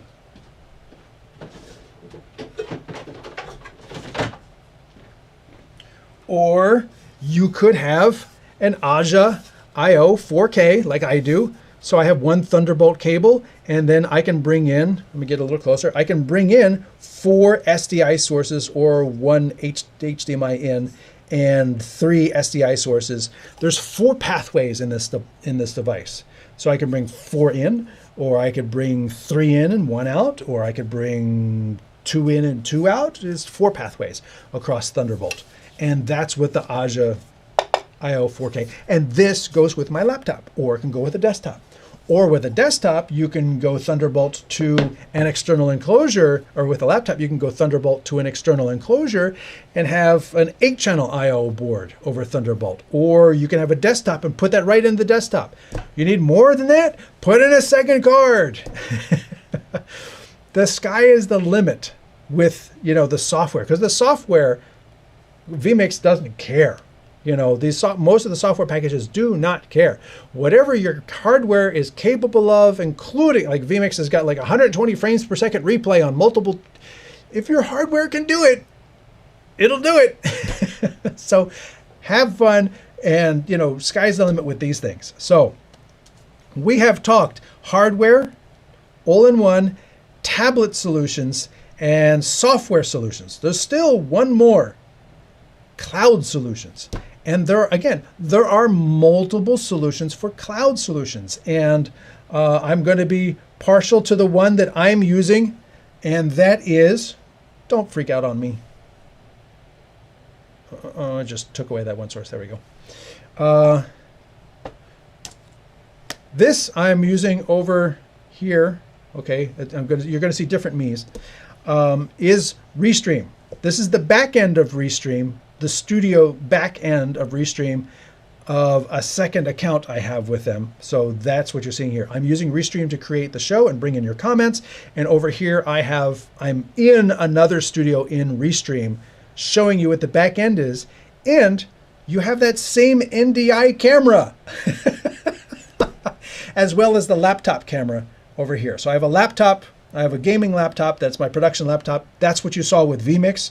So if I come down here, you'll see that this is what I'm running vMix on, and you can see my NDI camera. Hello, NDI camera. Well, that same NDI camera is coming into Restream Studio, because Restream Studio allows you to have 3 cameras, and titles, and video playback, and graphics, and viewer comments from all the different destinations, and all of that. And that, you know, they say it's a cloud solution.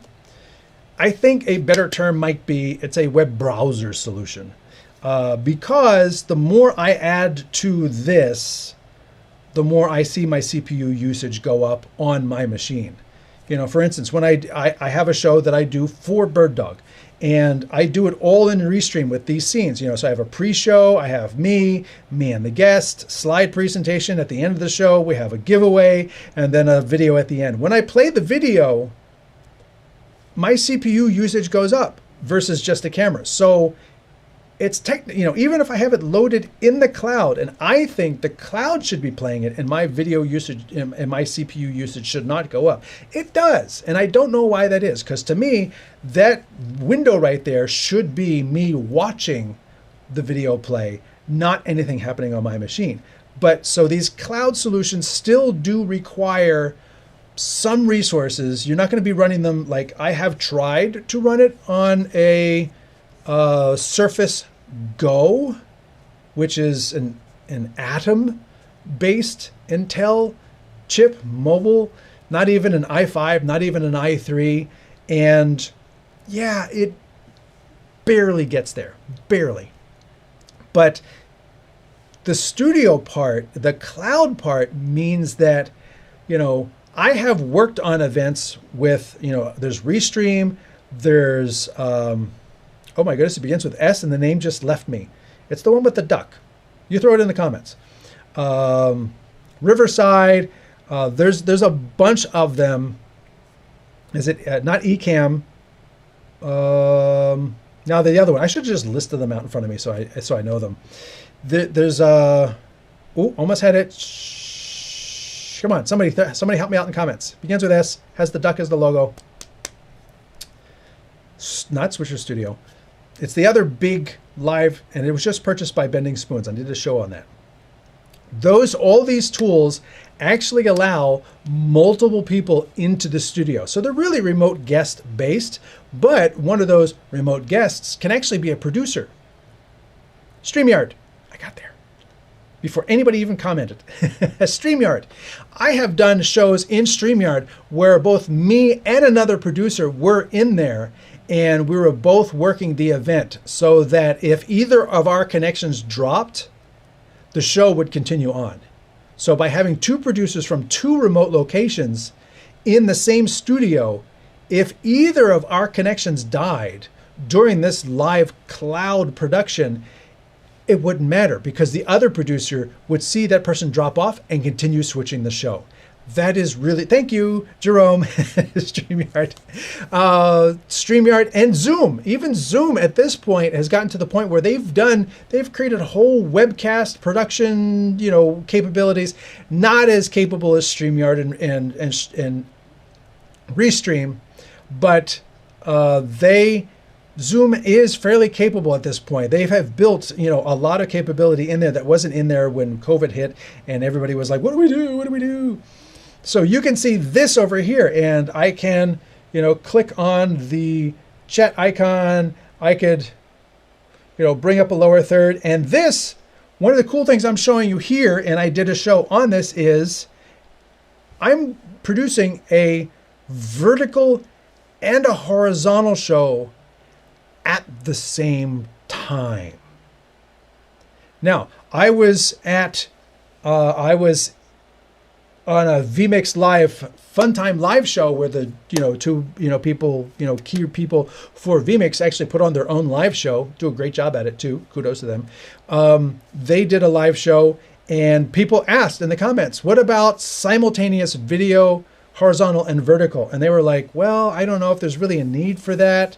Do people, would people really want to do that? And I think they may be a little bit behind the curve because Restream and other software tools are already doing it. So it's putting the comment, in two different locations. For the vertical, it's doing one over. On the horizontal, it's one next to. If I wanted to share a screen, I'm going to try this live. What do I do? Oh, Stream for Us YouTube. We'll bring that so you can see my Stream for Us YouTube page. We'll share that. And then look at that. It's creating. Well, okay, it took over the whole thing. I don't want to take over. I want to see, can I do 3 across? Can I do, there you go. 2 people. Well, if I get rid of the graphic, that would help. 2 people talking about the thing that's being shown, and you can rearrange these things. So I can move these out. I can make this full screen. I can do 3 like this. There you go. 2 people talking about the website. Now you can see the website full at the top of the thing. You can build dynamically different scenes. And when you switch to that scene, that 3 scene is always going to be there. And then I can go back to this scene, which is just the 2 of us. Oh, wait, let's look at this other thing. And I go back to this other thing. And both of the shows are switching dynamically.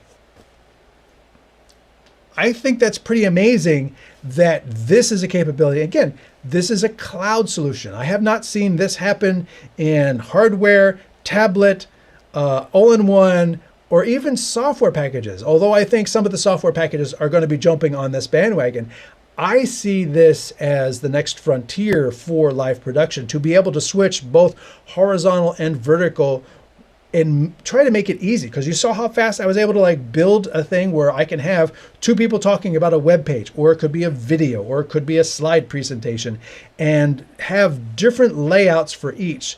Now, the thing you can't do yet is you can't have two different layouts. Let's just say, while on the big horizontal view, I want to have two people side by side and the thing big, but on the vertical, I know I got to keep the slides small, have two different layouts. You can't manually configure them. I figure that's the next update that they're going to make for this, is that you're going to be able to do that. And I believe StreamYard is also in the bandwagon with being able to do horizontal and vertical shows dynamically at the same time with the different scenes, so that I could easily just switch between this. I can go to a full graphic. Well, you can see that the full graphic doesn't quite work for vertical. So I'd have to come up with a different layout. Here's picture in picture, so you can have that. And then here is just side by side. And then here's the three-way. This is really cool. I think these cloud solutions, because they have the key component software, because their software exists once. When they make a change to it, that change is available to everybody instantly. You don't have multiple different versions running because you're using it on their computer. I have a web browser, but I'm using it on their computer. And as long as their servers are capable of doing this, everybody gets to do this. It's not like rolling out a firmware update or rolling out the new version of vMix. And some people are still using the old version of vMix. Some people are using the new version of vMix. Well, everybody's using this version because that's the one that's running for everybody. That's the cloud solution. You don't have control. Like, oh, I don't like the way they rearranged the something. Like they actually did rearrange where, wrong cursor. They rearranged where the music is. So now the music's down here, and it used to be up here. And I don't like that. It's bothering me. And the themes are down here, whereas the themes used to be up top like that. I don't like that layout. Tough. Because when they make an update to the cloud, it's an update for everybody, and there is no going back. So there's a downside to the cloud. You don't control it. Whereas I've always said, like with software and tablets and all-in-ones and hardware, the thing is, if you have it set up and it's doing exactly what you need it to do, and there's no bugs, no crashes, we're good. Don't change it. If it ain't broke, don't fix it. Turn off automatic updates. Turn off, when the YOLO box sees that there's a new update, you tell people, no, don't update it, don't change it, don't do anything, because it's good. It's working. We just hit start stream every week. Let's just say it's a church with volunteers. Don't touch it, which is actually one of the great advantages of using a control surface, whether it be a PC or an all-in-one or a tablet-based solution. Using a control surface means you can dumb it down, and here's just my inputs. Here's a couple overlays, things like that. Start stream. As much as I say, don't do that. Start stream, stop stream. You can put all that on here, and then you make this available to the volunteer. They can't get lost. They can't get lost in, oh no, I accidentally hit the gear icon, and then I entered some sort of setting, and now I don't know how I got in here. The screen's all different. I tried to touch on this, and now I don't know what I did. I'm lost. If you don't give them this, they can't get lost. If you give them a subset of the capability that you want them to have, this is all I want you to have. This is all you're ever going to get. That makes it easy for it to keep doing what you want it to do. Whereas if you have a cloud solution, you can only put certain things. Like I can't even switch directly between these scenes because they haven't given me keystrokes for that. They allow me to go down, down, but then if I'm in this scene and I want to jump to this scene, I can't. I have to go up, up. I said, give me a letter, you know, a keystroke, you know, Shift 1, Shift 2, Shift 3, and that typing those Shift buttons, I could go directly between them. That hasn't happened yet. So, you know, there's certain limitations with regards to this, and there's no way to like dumb it down for volunteers so that if you're a church and you're using a cloud solution like this, they're going to see everything. They're going to, oh, look, comments have come in. Oh, maybe we'll put that comment up. Oh, wrong button. You know, maybe we'll put that comment up here and I can go, yeah, show that comment. Well, yeah, but we didn't really need the people's comments to be up there. And you can actually put, you know, set it so that it automatically shows on the stream. And, yeah, that's, you know, that's a whole other ball of wax. Have the comments, and then people are saying things that you don't necessarily want to have in the stream automatically becoming part of the stream. So don't give people control that you don't want them to have. It's hard to limit a cloud solution like this because this is what the interface looks like. There's not a reduced capability interface for that. Whereas, you know, on a computer or an all-in-one, you have the ability to say, you know, here are the 7 things you can do.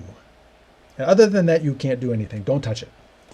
And that's one of the really good advantages with, you know, software tools as well, like vMix, Ecamm, OBS. You can have this massively powerful application that's frighteningly powerful. And it's on Windows, so you can accidentally close it in the middle of a show.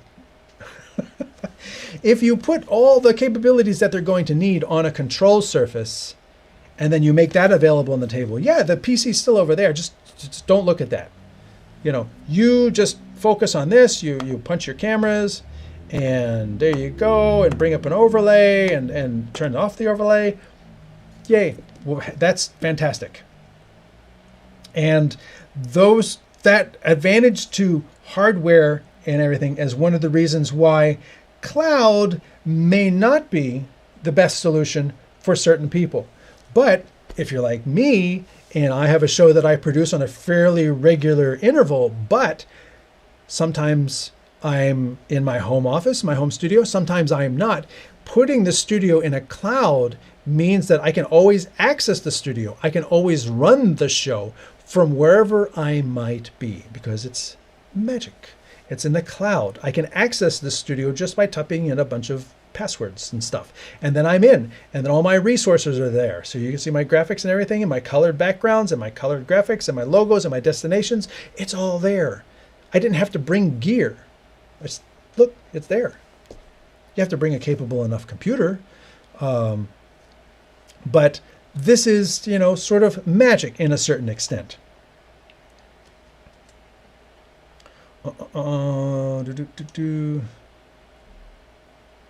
Oh, okay, that's a conversation going on.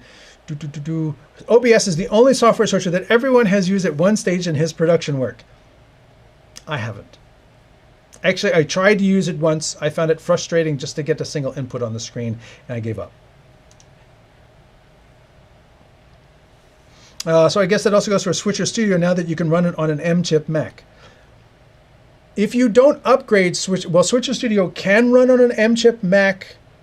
And it can, yeah, Switcher Studio will run on a Mac because if it's an M-chip, because it's basically the same core hardware.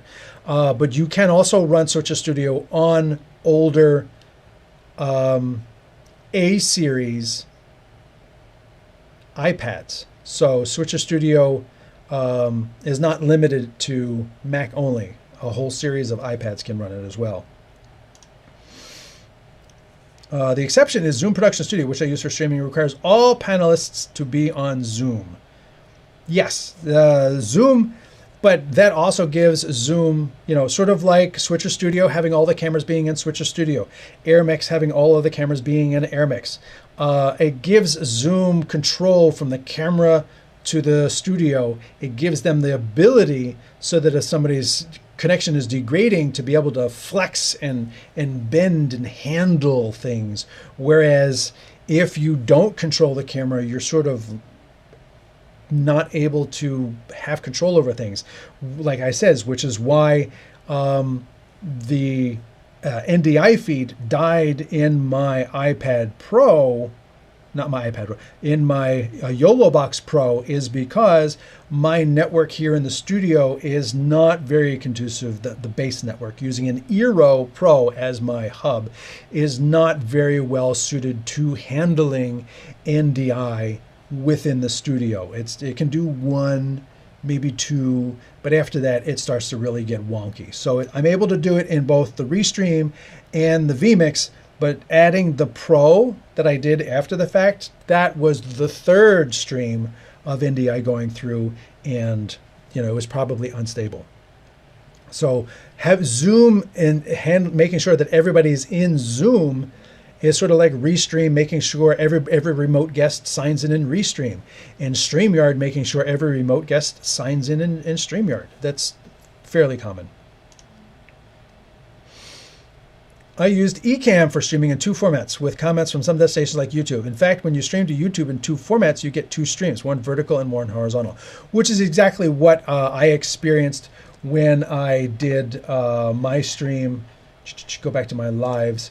When I did Ecamm, yeah, you get it in 2 formats. And again, I did this in Restream, but you can see there's my dual aspect streaming show, and these are the 2 outputs from that show. So I've got my vertical show and my horizontal show that were 2 separate outputs of the dual aspect streaming show. So some people may watch the vertical because they're on a phone and they want to watch it vertical. Some people may watch it horizontal because they're on a laptop and they want to watch it horizontal. They don't want to have to rotate their laptop.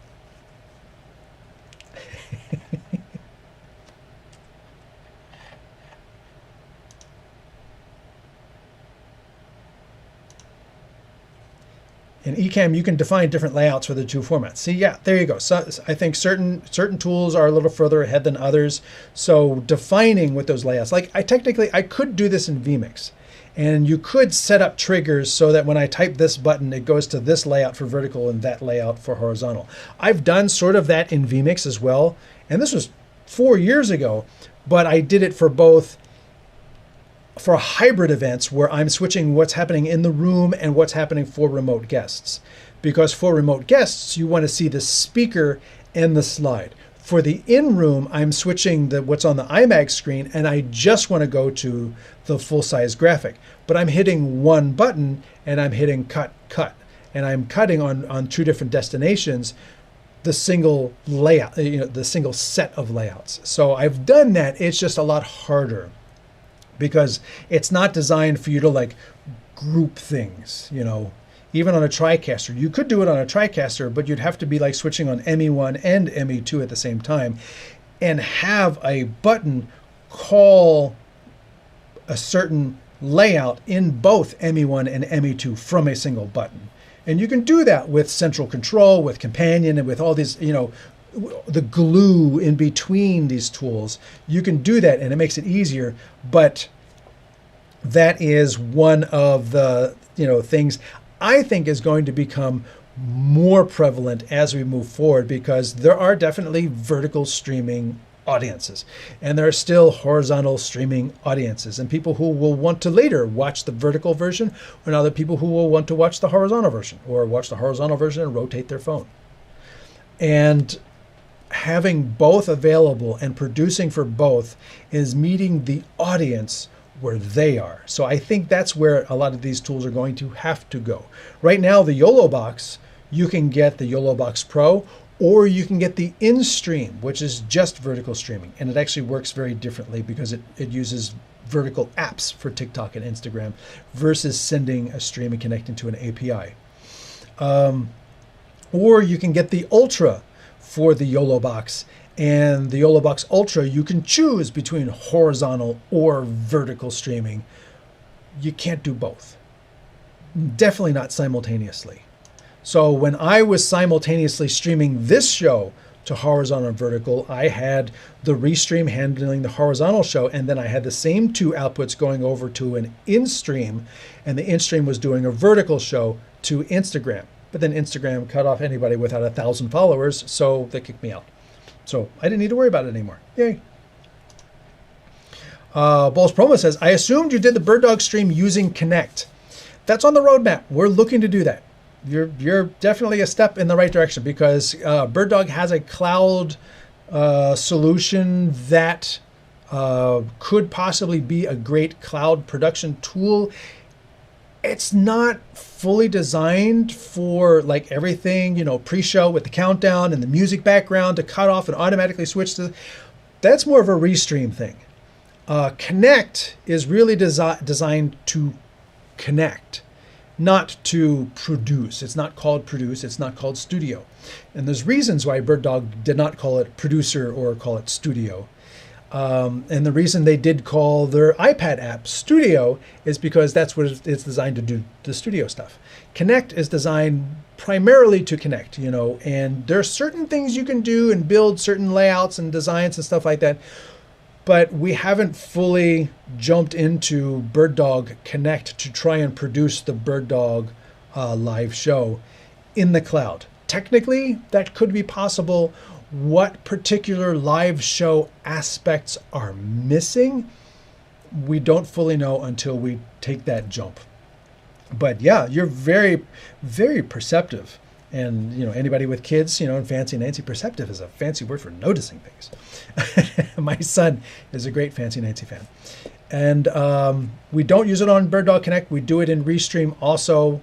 It's great. Restream does the record, brings in remote guests. I don't have to like build anything to handle the remote guests. You know, that's one of the added advantages with a tool like Restream is Restream, Zoom, StreamYard, any of them. You know, when I say Restream, any of them, is that it is designed so that if another caller came in, you can see I've got multiple connections up there.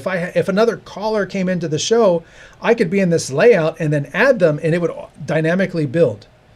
You know, that's another really cool feature with these cloud tools, these cloud studios, is that they're already designed to handle lots of people, lots of guests, lots of inputs, you know, and I can say, oh, this person's talking, you know, let's bring them out full screen for a little bit, blah, blah, blah, blah, blah. Okay, let's go back to everybody talking. You know, it's designed to easily facilitate that. You know, I don't have to build it because they did the building for me. And as a producer, it's, you know, while on one hand, it's a limitation, it's not working exactly like I would like it to work. On the other hand, I didn't have to build it, and I'm able to focus on the show content, not the technical aspects of the borders and the lines and the way it moves and the angle and all of that stuff, you know. So it's, you know, 6, 7, you know, 6 on one hand, 7 on the other. I don't know. And that is an advantage to some, and it's a disadvantage to others, that you can't control everything. I want to control every aspect. Okay, then you build it. I don't want to build it. I'll let you handle most of it, and I'll work within the confines of what they have put together here. And I will say, you know, another kudos to Restream, and I'll throw this up here as well, just because, you know, again, I'm using their shows, you know, and I have an affiliate link with them if you want to scan it and try them out. I have reached out to them, and I have noted many things in Restream. Like one of them that I have noted is that I want to add a scene, and I want to do a countdown. When they first had a countdown scene, this was it. It was in the center of the frame. It was that size, and that was it. And I hated it, and I did not use their countdown. And I told them, dude, that is useless. You know, that is absolutely, I need to change the font, and I need to move it. So let me come over here. We're going to change it to 10 minutes. There it goes. I can add music to it. So, well, they've got their own music, which I'm just going to say right now, the AI music sucks. But you can add your own music. So whatever, it's got music in there. I can change the font. Yay. So, oh, that's kind of cool. But the big thing was, and then when they said, oh, I can move it up to the corner and I can make it tiny. Then I was like, I'm in. Thank you for listening to me and making it happen and allowing me to move it out of the center of the frame into the corner, scheduled it for however long I wanted to, change the font, change the color because, Restream is kind of partial to yellows and purples, if you haven't already noticed. So that way I can have my countdown, and then on the countdown scene, I can say automatically switch to the next scene. Boom, I'm in. And then I started using the Restream countdown for the live show because look, they did it. They listened to an end user saying, these are the problems I'm having with what you created. If you could make these changes, it would be a lot more usable to not just me, but to a lot of people. And they agreed, and they did all those changes. And now the countdown timer is super fantastic. We have I made a video to play, and then I take their timer and it sits in the corner and it counts down. And when the countdown is done, it automatically goes to the next scene. I just sit there and like, hey, welcome to the show. I'm here. Thanks for coming. So kudos to them. Again, this is an affiliate link. If you want to try them out, you can scan the code or type in bit.ly/STRestream and go there and try their link. Try it out for free. And if you like it, cool. I'll make 50 cents. If you don't like it, no skin off my back. But that's another, advantage to using the countdowns, and they give you all these backgrounds and the color and how loud the music is and all of this stuff. So that is really cool. And then it just goes right to the next scene. Yay. So that is an advantage to using those cloud solutions, is that I don't have to build the updates. They just sort of happen, and then I can take advantage of them. Or like I was doing today's show, and I can let you in on this, and they've got this new thing where you can pin comments. And if you watch the show, I have certain comments that welcome to the show, where are you from, what streaming questions do you have. I repeat those manually throughout the entire countdown. I'm doing that. I'm clicking on them the entire 15 minutes. And they have the pin thing, but they have this thing where they put the pinned on another tab. And this is, well, it's great. You're not going to be able to say, oh, overhead. So here you go. So here's the pinned ones, but the pinned ones are only pinned over here. I can scroll past them and then they're not visible anymore. So my note to them after today's show is going to be, those pinned things should be pinned right here at the top. And then when I scroll, it scrolls everything underneath, but I can always go back to welcome everyone. Where's everyone watching from today? I can go back to those, and who knows, maybe they say, that's a good idea. We're going to do that. And I think I posted something after last week's show, and I said, well, I'm still thinking of it. Let me just say, I had this thought while I was doing the show, and one of the people from Restream, who's in the Restream group on Facebook, says they actually moved it over to the recommendation list on the website, which they have on their website, a feature request and everything. They moved it over because they said, ooh, I like this idea. We're going to move this over and put that on the to-do list, themselves. I didn't even do it. I didn't even, while I was thinking of it, the Facebook page was the first thing I thought of to put it, but I know they have a dedicated feature request and bug report page.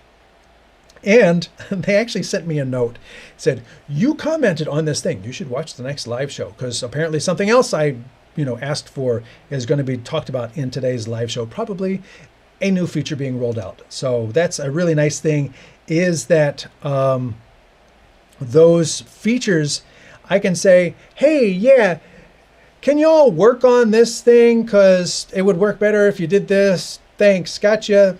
Love you. And that's it. I don't have to worry about it. I've got a team. They handle it. That's a really nice thing about the cloud and stuff like that, is that, even the software, tablet solutions, Switcher Studio, when I first started using Switcher Studio, great tool, but they didn't have the A/B switch. Like you would say, this is my preview, and when you say cut, it would move it over, and then you'd have to select what was in preview. I said, no. You need to put whatever was in program before, put it in preview. So if I have two people talking, it would switch back and forth. And they're like, well, why? I don't understand. Listen, this is how switchers work. People coming to this app from the world will expect preview and program to swap places. And within a month, that was a feature update in Switcher Studio. So those things, when you ask for them and they go up the chain and people see the value, those things can then become part of the official distribution of these tools for everyone going forward. And of course, you get to enjoy it too. So that's one of the really nice things about working in this world today. When I started years ago and we had hardware switchers and it was a Sony hardware switcher, what you got when you bought it was all it ever did. It never had an update. It was, it was a hardware switcher. That was it. Thanks for coming. If it wasn't on the box, if it wasn't on the outside of the box when you wanted it, it wasn't going to have it.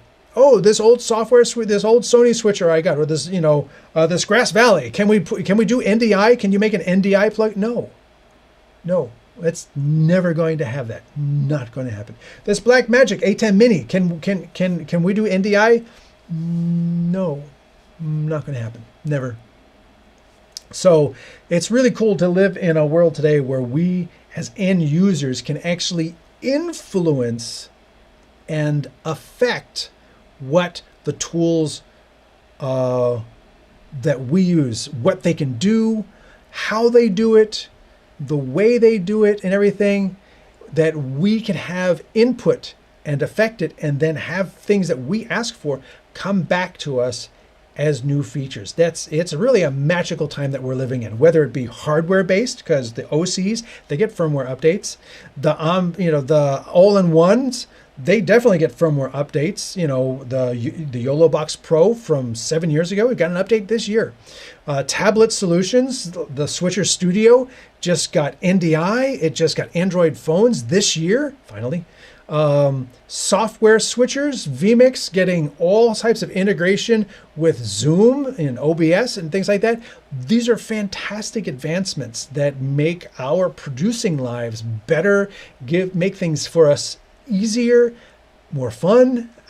We can now focus more on the show than just trying to make these things work. And the cloud solutions, of course, like I just says, being able to sit there and say that timer in the middle of the frame, no, that's a big fat no for me. But if I can move it and change the size, then I'm in. And it happened. So thank you for watching today's show. And another comment come in and says, did you mention the new Director Plus? Came in late, 4 a.m. here. Wow. I would not be watching a show at 4 a.m. We'll be talking about in an upcoming show. We kind of talked about it when we talked about the Director, the Talent 2, the speculation show after NAB. We talked about the Talent 2. So go back and look at that on the YouTube channel, which is over here. If you go back to the live shows, Magewell Director Next. We kind of talked about it there. Here was the NAB 26 review. So those two shows, we kind of talked about it. We didn't know what it was going to be called. It was all just speculation based on what we saw from the OBSBot booth. So we were like, I just called it the Director Next. I don't know what the next one's going to be, but we shall see. Now it's been officially announced. You can go to the Magewell website. It's on there, the specifications, the details, it's all there. You can go look at it and everything. We will talk about the new Director Plus in an upcoming show now that we have the specifications. There's still a couple things that I have questions of, but we shall be talking about it in an upcoming show. I agree with you completely. I cannot see Blackmagic ever implementing NDI into any of their hardware, which is a shame, but I agree with you. Blackmagic has had 10 years to add NDI into the Blackmagic hardware. They have not done it. They have had 10 years to make NDI standalone converter boxes. They have not done it. As soon as SMPTE 2110 was ratified, like a year and a half ago, boom, SMPTE 2110 hardware came out. Standard. The ironic thing is Blackmagic has sort of jumped the gun, putting 4K on a single SDI cable. Blackmagic created their own standard, and they were happy to implement this unique, not universal standard into their hardware. But NDI is somebody else's standard, so that's been a no. But I agree with you. I would love Blackmagic hardware to do NDI, but you know what? That leaves the door open for other hardware to do NDI. And you know, the Osee GoStream 8 has 4 NDI in, or it can have 4 NDI inputs. 5, 6, 7, and 8. I'm pointing to buttons that aren't here on this little one. On this one, they made the aux. The aux can take an NDI input.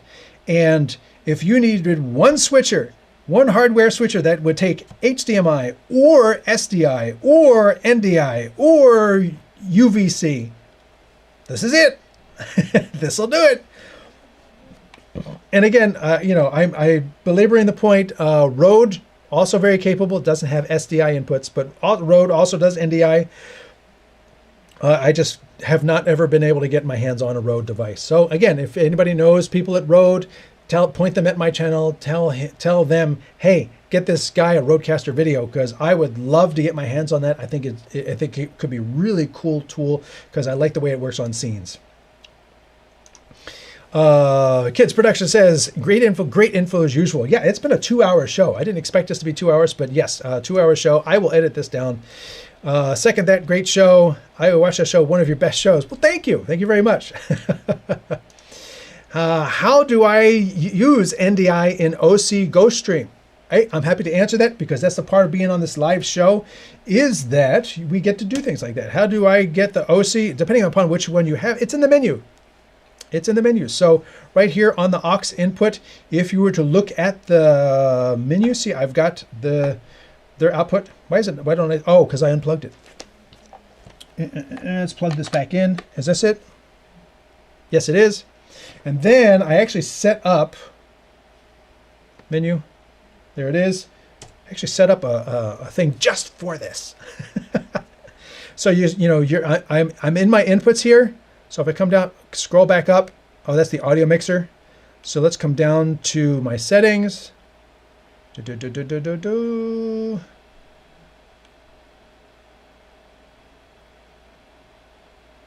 Source selection. I blew right past it. And then here you can come down. These are my HDMIs, and remember, like I said, HDMI or SDI. You know, all those inputs fully capable. You know, whereas ATEM is not. It's either, you know, as much as people have begged Blackmagic, make a combo unit, please. Blackmagic's like, nah. Aux. In my aux, I can have a USB camera, storage device, or NDI. And that's where I get my NDI into the aux input on this GoStream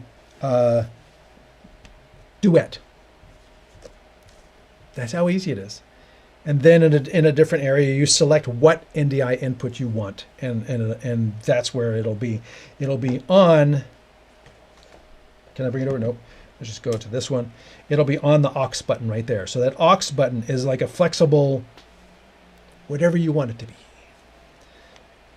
button. Really cool.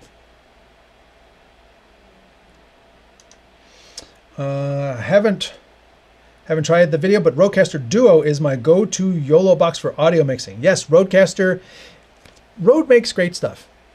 And Rode came out with a video mixer and it did all these great, cool things. And then after you bought it, it wasn't printed on the box. They went ahead and said, now you can have 4 NDI inputs into your Rodecaster video. And I was like, that is a boss upgrade. That is a boss upgrade. Wasn't there when you initially made it, wasn't there when people bought the hell out of it, and then all of a sudden you're like saying, hey, you like that? You'll like it even better now that it does more and it doesn't cost you anything for the update. So kudos to them for doing that. So again, I would love to test the Rode. Anybody knows Rode, reach out to them, because I've tried, I've never get a response from the people, and I've interviewed them at NAB, and I told them about the channel, and I don't know. Everybody else is friends of NAB. I can't seem friends of Rode. I would love to be a friend of Rode too. So anyway, my name is Anthony Barocas. I thank you all for being here. It's been 2 hours and 10 minutes of talking about hardware switchers, all-in-one switchers, tablet solutions, software, and cloud productions. So hopefully you can find the best switcher for you, because there's lots of choices out there, and depending upon what you need, there is indeed a best switcher for you. You just have to find it. That's going to be the tricky part. List out what their features you need in order. Must, would be nice, and everything. List them out, and then go through those tools that provide what you need, and that's going to be the best switcher for you. So again, thank you all for watching. Till next time, thanks for watching.